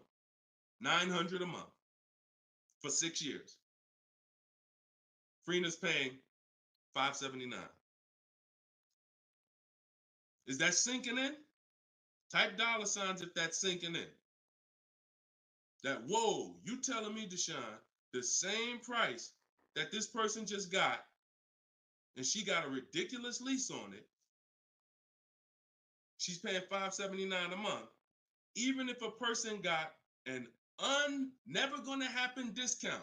I literally just took what my man here on Instagram threw out, and he knew he was throwing out something crazy by saying 20%. Even with the 20%, payments $500 a month more than Freener got leasing it. Now let's do one more scenario here. One more. See, all of this is what I'm teaching. This is in my book. This is why the book is 4.9. Goodreads.com. Thank you to everybody who's reviewed the book, Cars from Home, 7 Steps to Saving Time, Money, and Avoiding Dealerships. One more scenario. Let's throw a used car in here. So we already looked at Freener's deal, brand new, great lease. Second, brand new, never gonna happen discount. Now let's throw a used one in there. Let's say somebody says, you know what? I'm looking for hold on, I want to put that back up, Dolan. Let's keep that up because we're talking about this scenario. So please put Freener's deal back up on the screen, Dolan. Matter of fact, here, I got it right in front of me. All right. So we got third scenario here. Somebody now is saying, all right, I'm gonna find that truck used though. So instead of 65, good price on a used one. Let's say we find one that's like 40% off, 3 years old. Again, I'm using extremes to show y'all. So some of you are like, Deshone, if you're using extremes and it's this different, dang, I've been overpaying by not understanding leasing. Yep. I wish I had Dave Ramsey here. I wish we could get Dave Ramsey on the show. You know, I wish he was in the audience. I wish him, you know, because unfortunately, look, shout out to Dave. I know he has the right heart, the right intentions, but he has the wrong information. He's what I call confidently incorrect. That means dangerous. You're dangerous. When you're confident and incorrect, you're dangerous to yourself and others. So now, used car, somebody gets this car, they knock 40% off the price, and they get one for like $40,000. $65,000 truck. I got one 3 years old. I paid 40 for it. Every $5,000 we just said is about $100 a month. 40 payments, 800. You take a 6-year loan, payments 725. On a used one, we're no longer even talking apples to apples with the vehicle. On a used one, $579 Freener's paying, $725 for a 6-year loan on a used one, 3 years old, 1 year on the warranty left. Then you're on your own. $1,000 a month to buy a brand new one. See, son, you getting mad yet? Are you getting mad yet at the people who taught you not to lease? Now, who should be? Because some of you, if you just tuned in, you might be thinking, oh, Deshone, so should I only lease? No. If you are not keeping your cars 8 years, then you should only lease. Because when you buy, if you keep the car long enough, you can win. Because you're going to pay double what Freener's paying if you buy a brand new one. You're going to pay more on a used one, but eventually you pay off the car, you keep it 8, 10, 12 years. The longer you keep it, you can catch up. You're still not going to, you get what I'm saying? Because Freener's always going to have a payment. If she keeps leasing, she's always going to have a payment. But if you keep buying your cars, trading them in 5 years, trading them in 6 years, trading them in 4 years, you are no way, shape, or form even close to this. You're thousands and thousands of dollars away. There's thousands of dollars more every year coming out of your bank account than someone who understands leasing. Yeah. Tell your parents, tell your cousins, tell your brothers, tell your spouse. This is what I've been ranting about for years, trying to get you to understand. That's why I say there's no way to get a great deal if you don't understand. If your deal's on the wrong foundation, no way to get a great deal. It's impossible, no matter how much you save on the car. Okay? So yeah, we go deep on that today. Good. I'm happy we got a chance to go deep. All right. I see a lot of people typing $signs. You understand. All right, Dolan, shoot the next question up. Skinner, I see you on YouTube, man. It's real.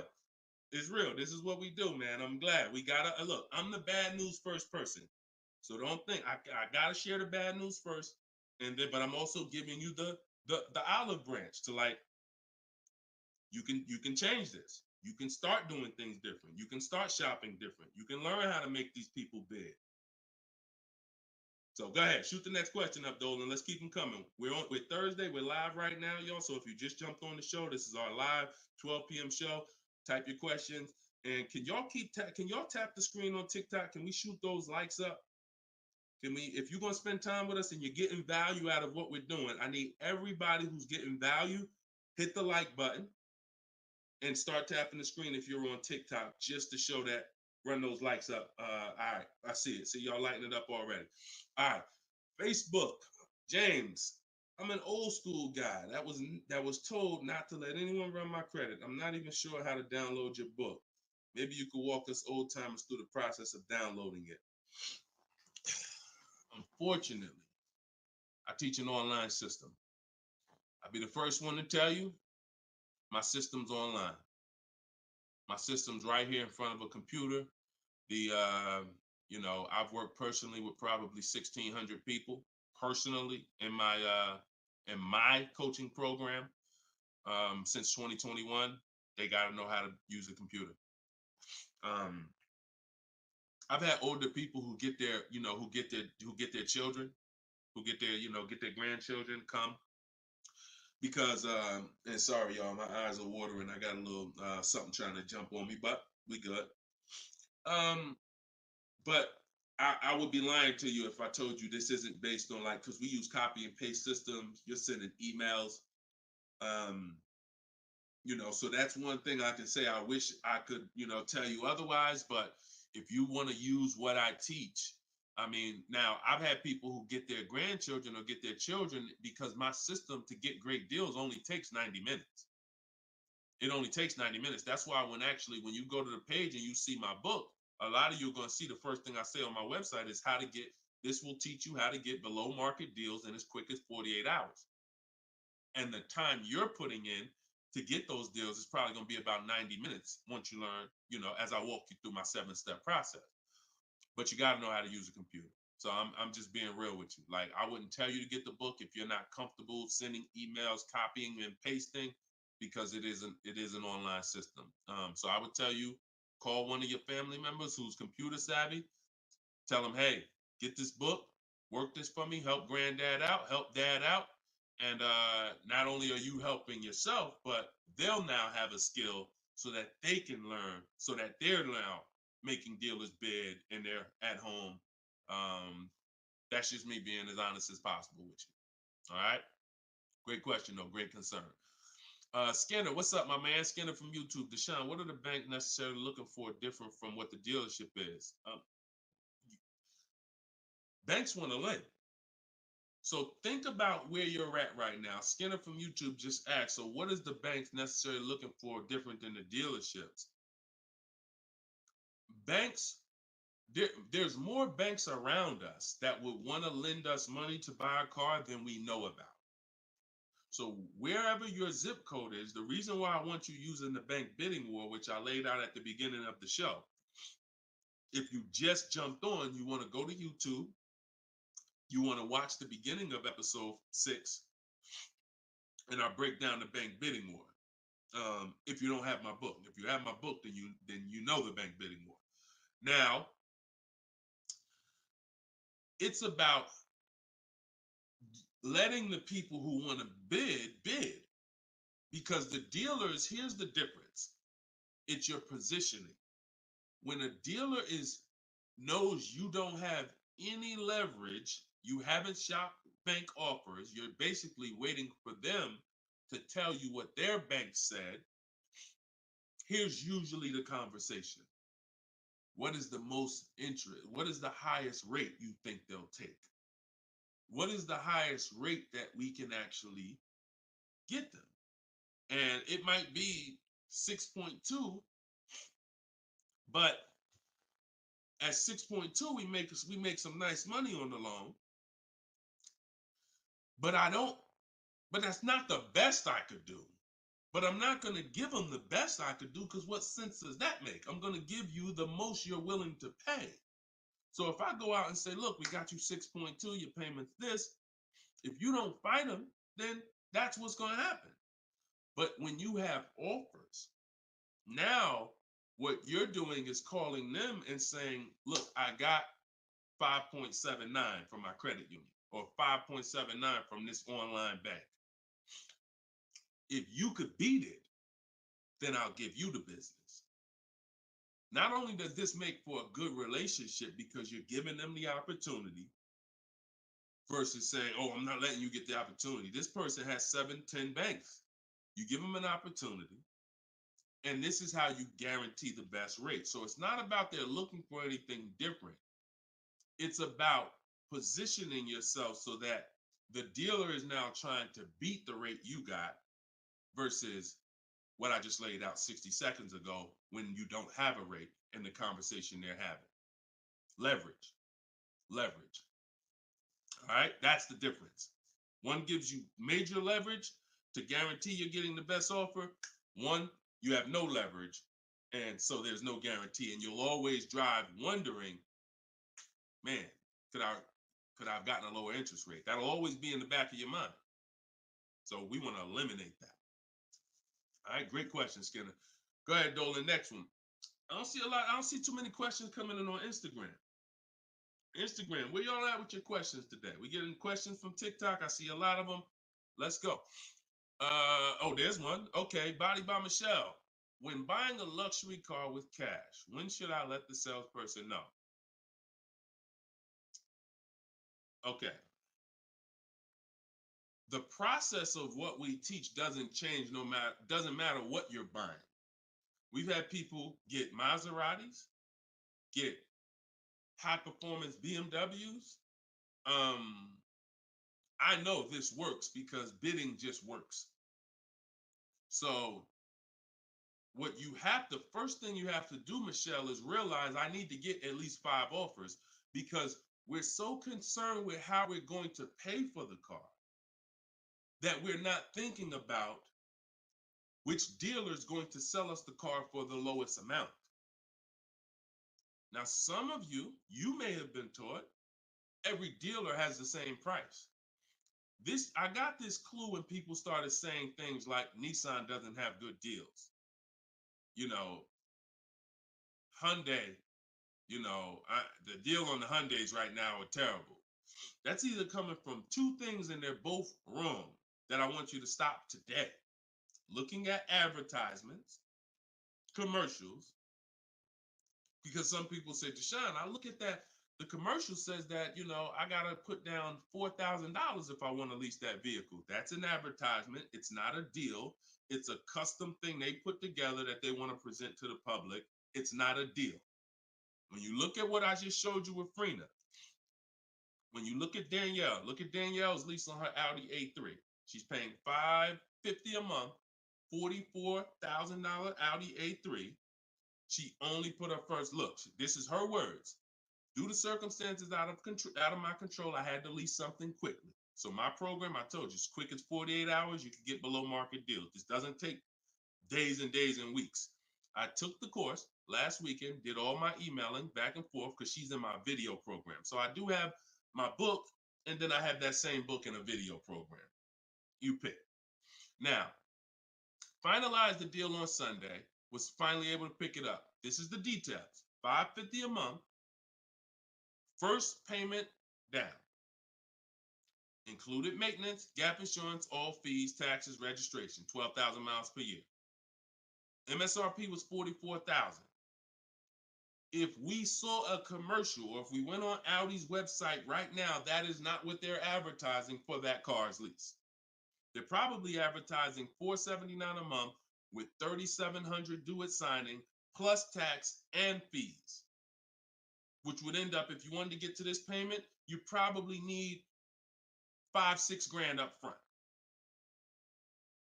That, I'm telling you, stop looking at commercials. Those are not deals. We don't look at commercials to dictate what the deal's going to be. Nothing that I'm ever going to show y'all that people are learning from me is ever going to match a commercial. Second thing that people might be looking at when it comes to what they deem they can get for a car is going into one dealer. That's it. Going to one dealer. What's the price? Oh, wow, that seems high. That's higher than I thought it was going to be. And leaving saying, oh, man, Nissan don't got no good deals this month. No, that Nissan dealer doesn't have good deals. And again, you have no leverage. So the first thing I want you to think about, Michelle, is changing the way you shop so that you can forget about how you're going to pay for the vehicle. First paramount thing is to make sure that I'm getting 5 offers, because we've done the statistics. I got people all around the country shopping that report to me. 80% of dealers are overpriced. I'm telling you numbers that I don't want you to ever forget. 80%. That means out of 100 dealers, 80 are overpriced. 20 are the great prices. So you're not going to walk into a dealer and get a great price, because you have more of a shot of walking into an 80% dealer than you do a 20%. So you stay at home. You could do it my way, which is in my book, totally online. You use my scripts, use my templates, they're copy and paste. Or if you want to do it your way, you can call around and get several quotes. But you need to get at least 5, because you're going to be amazed how different the quotes are. One dealer's charging $550, another dealer's charging this, another dealer's charging this. Hey, that's a $5,000 difference. That's the way it should be. That's the way it should be. Okay, so that's what you focus on, Michelle. Forget it. If you're going to pay cash, keep that in the background. People walk into a dealership all the time. You see it on internet. They make videos about it. Oh, I'm walking in, man, about to get this Lamborghini. Yeah, I want that black one right there. Boom. All right, write him up. Let's get him out of here as fast as possible before he realizes what he needs to ask. Okay, and he don't want to look like he's negotiating. You're going to overpay all the time. People celebrate the cars, but they overpaying for them. So don't focus on how I'm getting the car. Focus on, let me get these offers so I can make sure I get the best price. Once I get the best price, here's the cash. Okay? Great question. Shoot the next one up, Dolan. We're live, y'all. This is our Thursday, 12 p.m. show. We'll be live for about an hour. So we're going to try to get through as many questions as possible, but I don't like to give short answers. And for those of you who like to shine, I want all the answers in one spot. That's in my new book. It's a digital book. It's called Cars from Home, 7 Steps to Saving Time, Money, and Avoiding Dealers. And you can get yours, have everything I teach in one spot. If you get the 75% off price, it's $24. It'll be in your inbox in 5 minutes. You can get it in my TikTok bio. You can get it in my Instagram bio, or on Facebook, YouTube. We got a link in the comment section for you that you can get your copy at 75% off. But it's only for 30 minutes. Once the timer expires, it does go back up to the $97 price. Okay, YouTube, Hanako. Sorry, hold on. Eyes water, sorry. All right, YouTube, Hanako. What if you guess incorrectly on what your yearly mileage will be for a lease? Can you renegotiate your lease if you will go over the mileage? So some brands will let you buy mileage before the lease ends. So you can buy them, but I think BMW has it where you can buy the mileage for like 15 cents, but you can't be within like the last 3 months or last 6 months, something like that.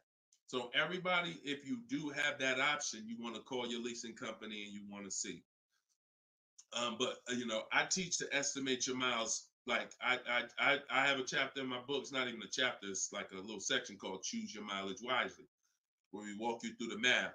Now, sometimes lifestyle changes. You were working 10 miles from home. Now you're working 30 miles from home. That's understandable. What I like to do is we always do an equity assessment. Who has a lease, but you didn't know you could sell leases? Type of question mark.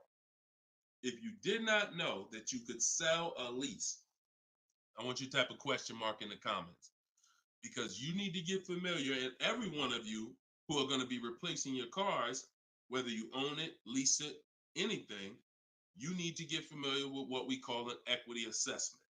Yep, I see a lot of you. So a ton of you have leased cars and you didn't know that you could sell leases. So imagine how much that's cost you so far. Again, I'm the bad news first person. If you dropped off a car without seeing if there was any equity, then you certainly, I mean, there's no guarantee, especially, but if you dropped off a car 2020, 2021, 2022, oh, you most certainly, there's a good chance you had equity because everyone did. And it was to the tune of, 5,000, 7,000, 10,000. If you had a truck, some of these trucks, $10,000, $12,000 checks people were getting. Now those big checks are over because that was a limited inventory thing where resale values were so high. Almost everyone had equity. But you need to make sure you're not leaving 1,000, 2,000, 3,000 on the table in this market. In a normal market, we always do an equity assessment. So if you're going over your miles, you want to do an equity assessment to see if you can sell it. Because if you sell it, you're out of it, and you can just go lease a new vehicle. But so the equity assessment is you call your bank, you get your payoff. You go, once you have your payoff, you want to ask them. It's only for leases. This question, the second question is only for leases. Do I have a third-party restriction? If they say yes, you just need to make a note of that. If you don't have a third-party restriction, and there's several brands that don't, Chase, Toyota, Mazda, there's still a couple leases out there that don't have third-party restrictions, then you're going to go and you can sell to any of the online bidders, highest bidders. You get all these offers. And look, let me be clear on when you should be doing this. Before you ever think about shopping for a car, you gotta take care of your equity. You shouldn't be shopping for a car and then saying, all right, now let me check and see what equity I got. Because now if you don't, you need to know that up front, because if you have $3,000, $4,000 of equity, that matters going into your budget. Maybe you want to apply it to your next deal. Maybe you want to put it in your bank account, but you need to know about it early. That's why it's the second step in my system. I got 7 steps. Equity assessment is the second step. As soon as you think about getting a new car, your first question should be buy or lease. Should I buy or lease? That means, am I keeping the car 8 years or not? And then the second thing is equity assessment, because that's going to tell you your positioning with your current car. So once you get your payoff, you go to the Carvana, CarMax, Driveway, and you look, you do what you want. I would not suggest you be lazy in this. This takes 20, 25 minutes, and this is your money. So you go to those websites, CarMax, Carvana, Driveway, Kelly's Blue Book Instant Cash Offer, hold on, Auto Nation Sell My Car, and Car Google Sell My Car. 6 offers. 6 cash offers, and that's going to tell you your equity position. That's once you know that, because some of you are going to do that and find out you got negative equity. Now you have to plan accordingly. Some of you are going to do that and find out you got 4,000 of equity. Now you got to plan accordingly. Some of you in leases are going to do that and find out you have no equity, in which case, I just need to wait until my lease is up. I can't get out early. But so the equity assessment tells you how you can move to the next step. Okay? So that's what you focus on. That's what you focus on at this particular step. Okay? Go ahead, shoot the next question up, Dolan. All right, we're getting a lot more. I'm gonna try to go faster, but go ahead, shoot the next one up, Dolan. This one's Instagram. That's my man that I said I didn't want to butcher your name. Might even be a woman, so I'm not even gonna try to pronounce the name, but my lease is up in 6 months. I would like to lease again. Is my current lease going to hurt me when trading it in? Equity assessment. I'm glad you asked that. Equity assessment. That's the game. See, those are the questions that gets answered with the equity assessment. Is my lease going to hurt me or help me? Do the equity assessment, and you'll know. Now, if you have a third-party restriction, then we can't sell direct to these online buyers. We have to sell to a local car dealer of the same brand.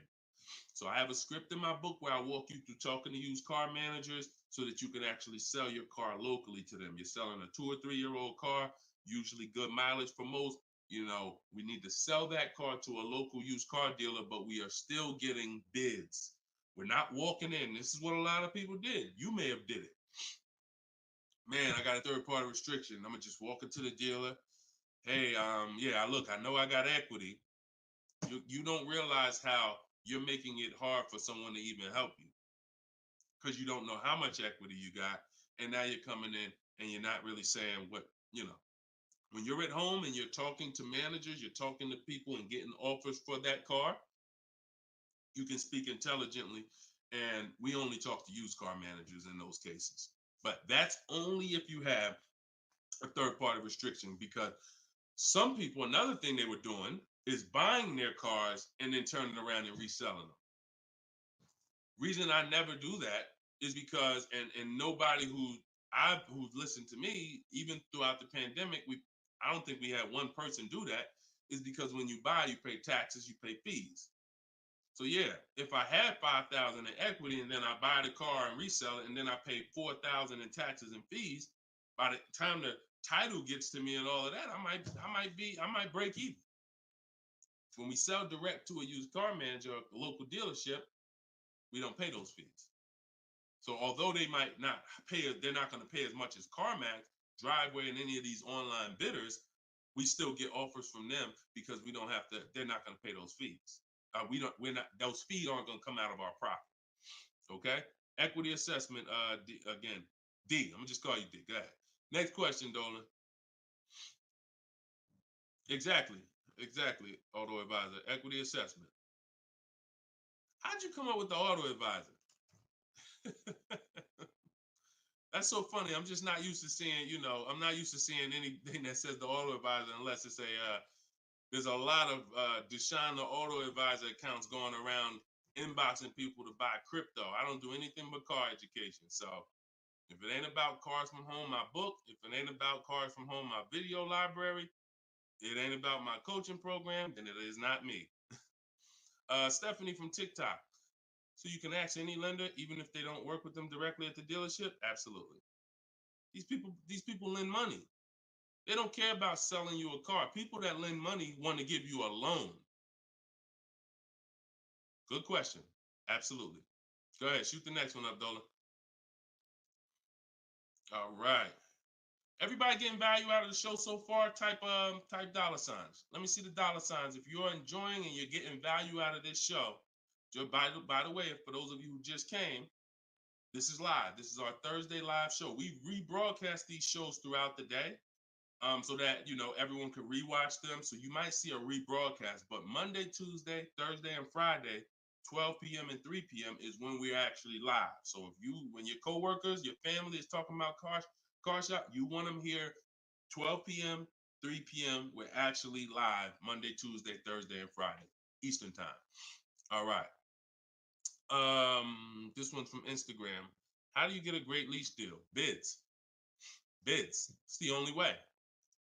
Because all right, so I'm gonna give you an example of how not getting bids will actually deceive you, and you could possibly think you got a great lease deal. So this is Charles. He got a Palisade. Palisade's probably one of the top 5. Definitely throughout the pandemic, it was probably top 5 most popular, SUVs. People were overpaying, and I don't want to, I don't, you might have one. And unfortunately, a lot of people overpaid for these, and they're still overpaying for them. So he reached out to 3,500 dealers. Now he used my system. So this probably took him about 25 minutes. I have something in my book. My strategy is called the 25 to 5. What that is we're connecting with 25 dealers online. And our goal is to get 5 offers. Because if you want to show earlier, I told you 80% of dealers are overpriced. So we're going to get 5 offers, and they're going to be about $150 to $200 apart minimum. Your best offer when you get bids is going to be about $150 per month to $200 a month cheaper. Now, if you're purchasing, hold on.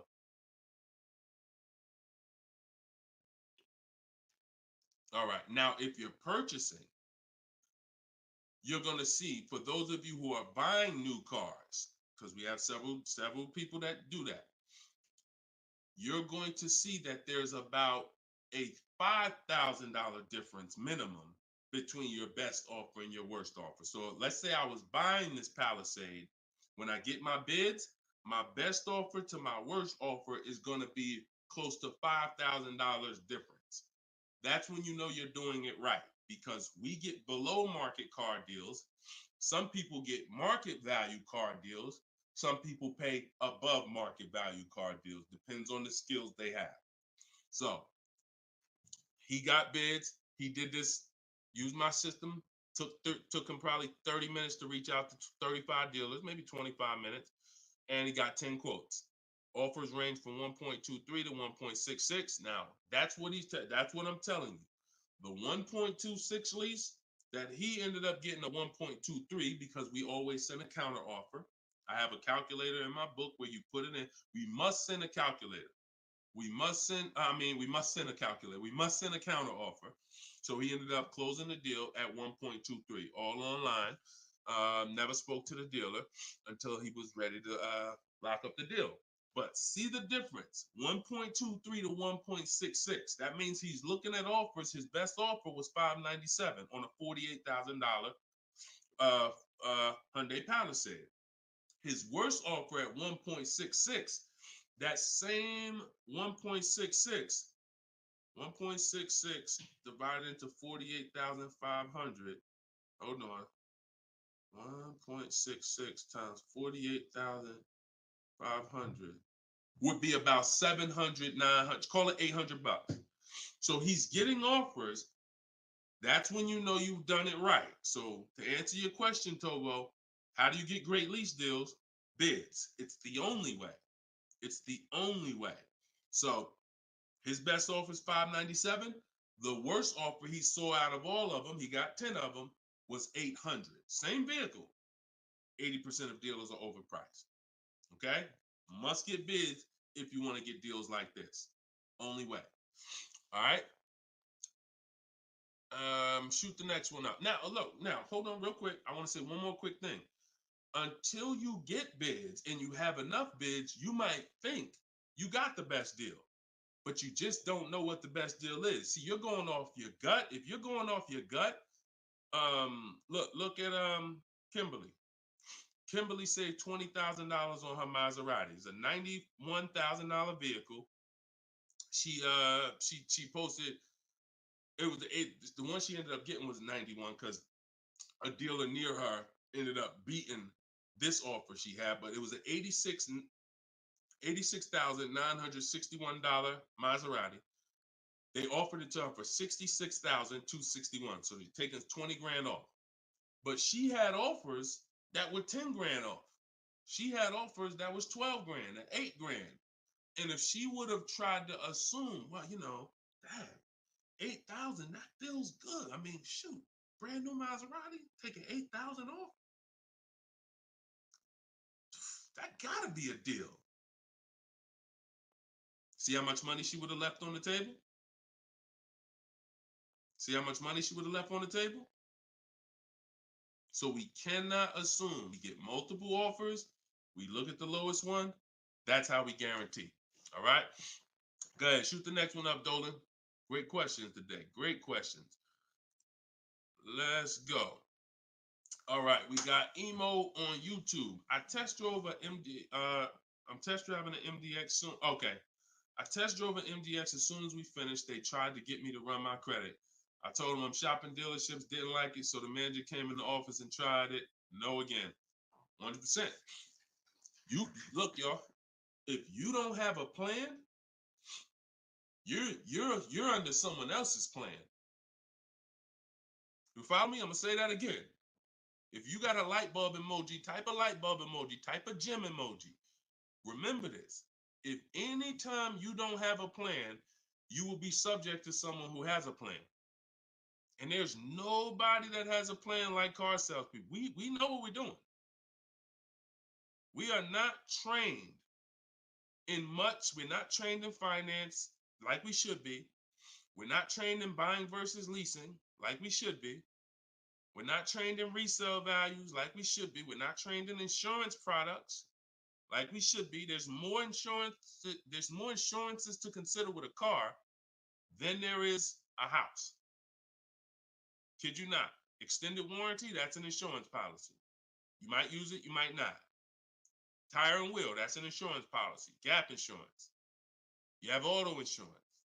There's multiple insurances that you need to consider in this business. When you're buying a car, when you're leasing a car, we're not trained in none of that like we should be.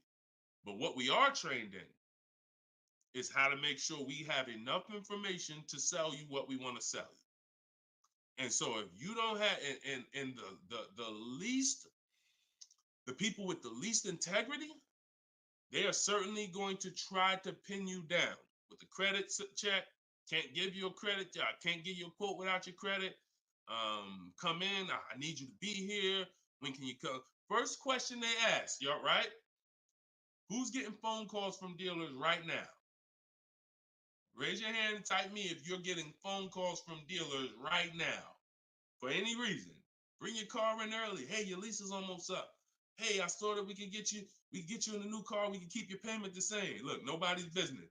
If you're getting phone calls from dealers right now, type me in the comment. Look, Skinner said they blowing me up. So understand the reason why they're doing that is because they want to pin you down. It's just come on in. When can you come in? When I can come in, I get you to talk. Numbers in here, it means you're pinned down.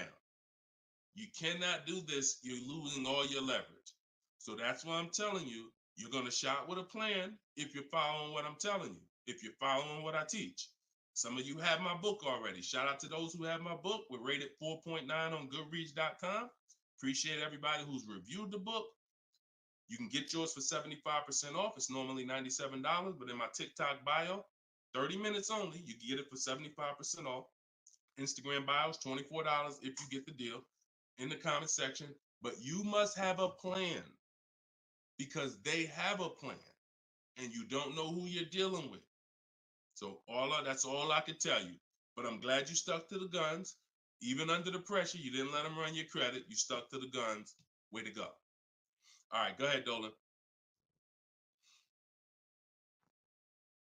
This one's from TikTok. Better to buy used or new? Planning to keep longer than 8 years. Thank you for all that information. Letting me know you understand the 8-year rule. I appreciate you. That's a matter of, okay, so if I'm buying to keep more than 8 years, right? Only question between new or used is a question of budget. Can you get everything you want and need in a new car for your budget? Once you get all your bids, can you get all those bids? Is the best bid that's going to win your business on a new car in your budget comfortably, then get a new car. But now some of you can't afford a new car that covers all your needs. Needs are the most important thing you need to think about. You need to know the difference between wants and needs. Needs is, I got 3 children, I need a third row.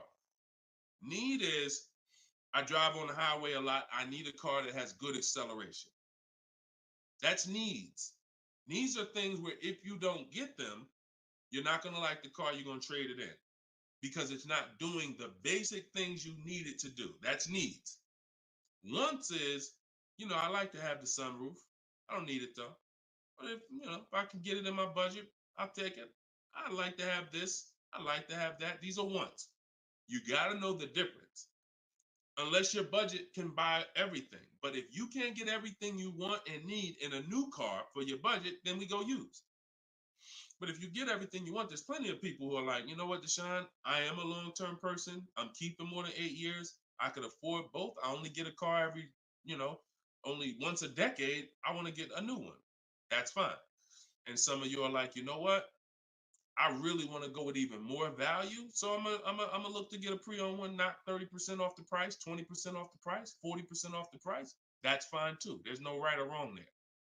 Just go through it and pick the one that works for you. Great question. Okay. And now I haven't told you while you putting the next question up, Dolan, my process for shopping for new cars and leases is totally different than the process we teach on shopping for used cars. It's entirely different. One is called the 25 to 5, where we're reaching out to 25 dealers online, connecting with them, looking to get 5 offers. The other one is the multiple marketplace strategy, where we're on all the online marketplaces where used cars are, and we're narrowing down. We're looking at the used car market, the low prices. We're turning on alerts on our phone so we get notified whenever there's a new car that pops up. Totally different process. Both are online. But with a used car, we cannot do 100% of our transaction online. Sometimes with new cars, we've had people who never left their house. They just went to test drive the car and everything was done online and the dealer delivered the car to them. That's fine because it's a new car. No one drove it. With a used car, we must test drive. So we can only do about 90% of our process with used cars online. 10% has to be in the dealer. Okay. Miss Dollface on Instagram. When is the best time of the month to purchase a car? There is no best time. And I'm going to tell you why. I know you probably, what's the time that you've been taught? I want to hear from you. Like, go to your keyboard right now. What is the time that you've been taught is best during the month to buy a car? And we got a bunch of people on here, a bunch of different people. Tell me the time that you've been taught is the best time to buy. And then I'm going to tell you why that's not the best time. Right? And I know what everybody's going to say. We all going to say the same thing because we were all taught. Well, now I can't say we, because I was in the business. Exactly, HBD, end of the month. Cherie said November. Tothi on Instagram, end of the month. Look, Skinner, around the holidays. So your answer, Skinner, was about the same as Sharice. November, coming into the holidays. Now, I want you to picture any other business because what I'm trying to get you to see is that you are taught, programmed to shop for cars different than you shop for everything else in life. Everything else in life. Because if you had a business where every single time at the end of the month, just dozens and dozens of people just came into your store because that's what the marketing did. Are you more, and let's really use some real terms here. Are you more desperate to sell something when the store is packed? Or are you more desperate to sell something when the store is empty? See, I want to tell you a story. If I could get you to continue to keep these stories in mind, it'll answer your questions. Now, obviously, everything's in my book. Some of you have my book and you understand all of this is laid out for you. But even as you're listening, I want you to grasp concepts that you're going to see. Are you more desperate to sell something when the place is, exactly, Toothy, when the place is empty? Place is empty. If I got a store and I haven't opened up that register all day long, it's daggone 5 p.m. I haven't seen one customer. I'm desperate. But if the store is packed, man, I ain't thinking, what are we giving deals for? You know what I'm saying? What are we giving deals for? The place is packed. We're not desperate. So the marketing is great. The marketing makes you think, oh, end of the month, we're getting the best deals here. There's clowns up here. They got daggone balloons. They got the guy outside with the arms blowing.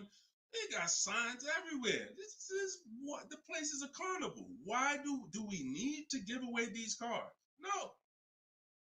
You don't want to be sitting next to somebody and Jim drives off with a car and Jim like, all right, man, have a good one, man. Yeah, you here too, man. We was here the same time. Great. Yeah, man, I'm going. And you sitting there and you going to say no to a deal. Salesman looking at you like, hey, look, do you want it or not? Because, we're real busy. It's people waiting in line.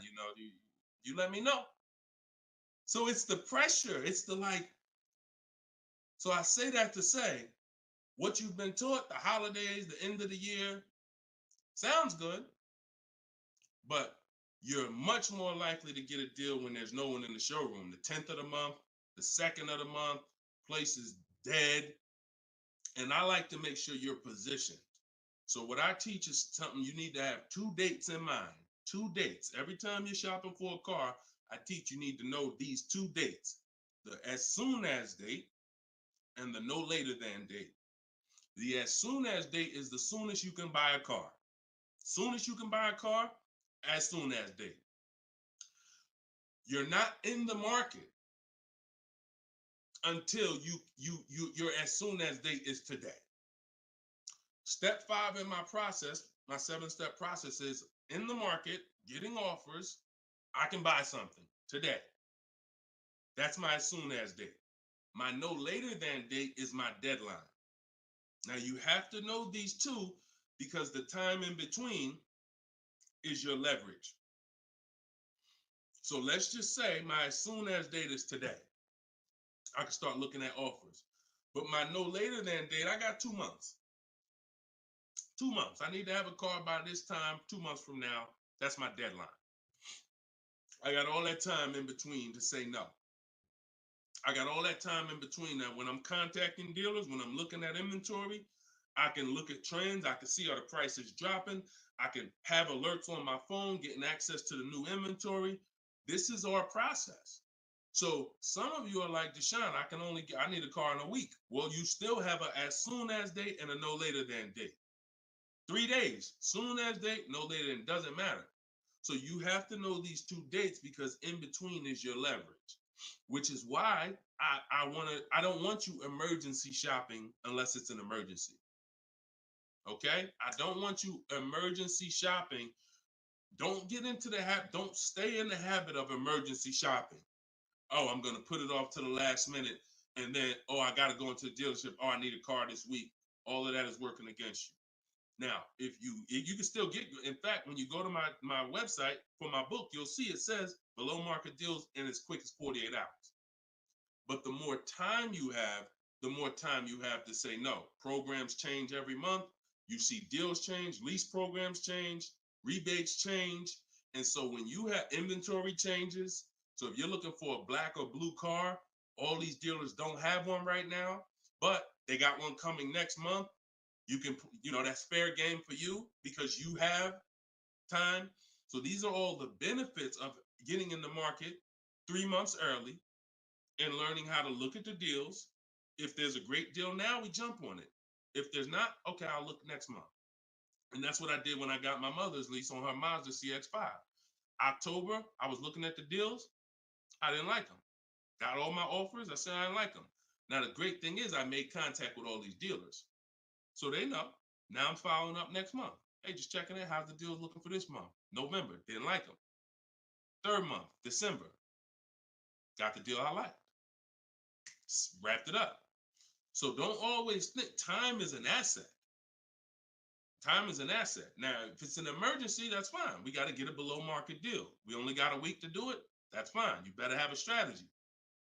But if you have the luxury of time, we use that to our advantage. So I wouldn't say there's a best time of the month to purchase a car. But if you're in the market and you're positioned, here's another thing you're positioned for. Every now and then we come into the dealership. When I was at Mercedes, when I was with General Motors, it happens all the time throughout the year. It could happen on the 10th of the month. It could happen on the 12th of the month. It could happen on the 8th. We don't know when this is going to happen, but this is the conversation I'm about to give you a behind the scenes look of exactly what happens and why I want you to be positioned. We come in, they look at the numbers on the board. Sales manager looks and says, man, we got 20 cars sold for the month. We are way behind our objective. All right, listen, call everybody anybody you got, anybody that's real, anybody that's a real buyer, call them. We're not turning down any serious offer today. You want to be the person that's positioned. Hey, Jackie, and they're usually emailing us because we don't talk to, nothing that we do requires talking to salespeople. So they be email, hey Jackie, hey, it's Ray over at such and such. Were you still looking for that car? Have you found it yet? No, okay, I know the quote I gave you before was $550. I know you wanted to be here, but my manager said, listen, we'll take any offer today. We really want to move a car. See, you were taught that only happens at the end of the month. It doesn't. You got to be positioned. You got to be positioned. And so that's the luxury of time. So this is what it is, y'all. I want you shopping with a strategy. This is what I want you shopping with. All of this is in my new book, Cars from Home, 7 Steps to Saving Time, Money, and Avoiding Dealerships. Learning the science of making dealers and banks bid for your business while you sit at home, getting below market car deals in under 90 minutes. And you can get your copy for 75% off in my TikTok bio, in my Instagram bio, or you can click in the comment section on YouTube and Facebook. We got a comment pin for you guys. Or if you're watching us on TV, you can scan that QR code with your phone. Get your copy, use it, use everything in it. I walk you through everything in there. Leasing is in there step by step. Purchasing new cars in there step by step. Purchasing used cars step by step. High mileage drivers, I got 2 strategies for you. If you're a short-term high mileage driver, everything's in there step by step. If you have credit issues, I walk you through step by step. So get your copy. We are back live for episode 7 at 3 p.m. And well, like I said, this is not a rebroadcast. We do these live shows Monday, Tuesday, Thursday, and Friday, 12 p.m. and 3 p.m. So we'll be back for our next segment in a little bit if you want to join us. If not, tell your friends about us, and we look forward to it. We always look forward to the people who are ready to change their life, empower themselves, stop shopping like desperate victims, begging people to help you, begging people to give you a car, begging people to help you. Please, can I get no money down? Going in with wrong information. Down payments are illegal. All of this stuff that is just totally terrible. It's no other way to put it. It's just terrible. I want y'all shopping different. I want you empowered. I want you in control. I want you leaving a dealership guaranteeing I got the best price. Sending me email, Deshone, look at this deal I just got. I got all these offers. Look at this used car I just got. I got 40% off the brand new price. That's what I want you emailing me. Empowered, and that's what we're going to get to. God bless y'all. I'll see y'all on the next segment. Shout out to everybody that joined.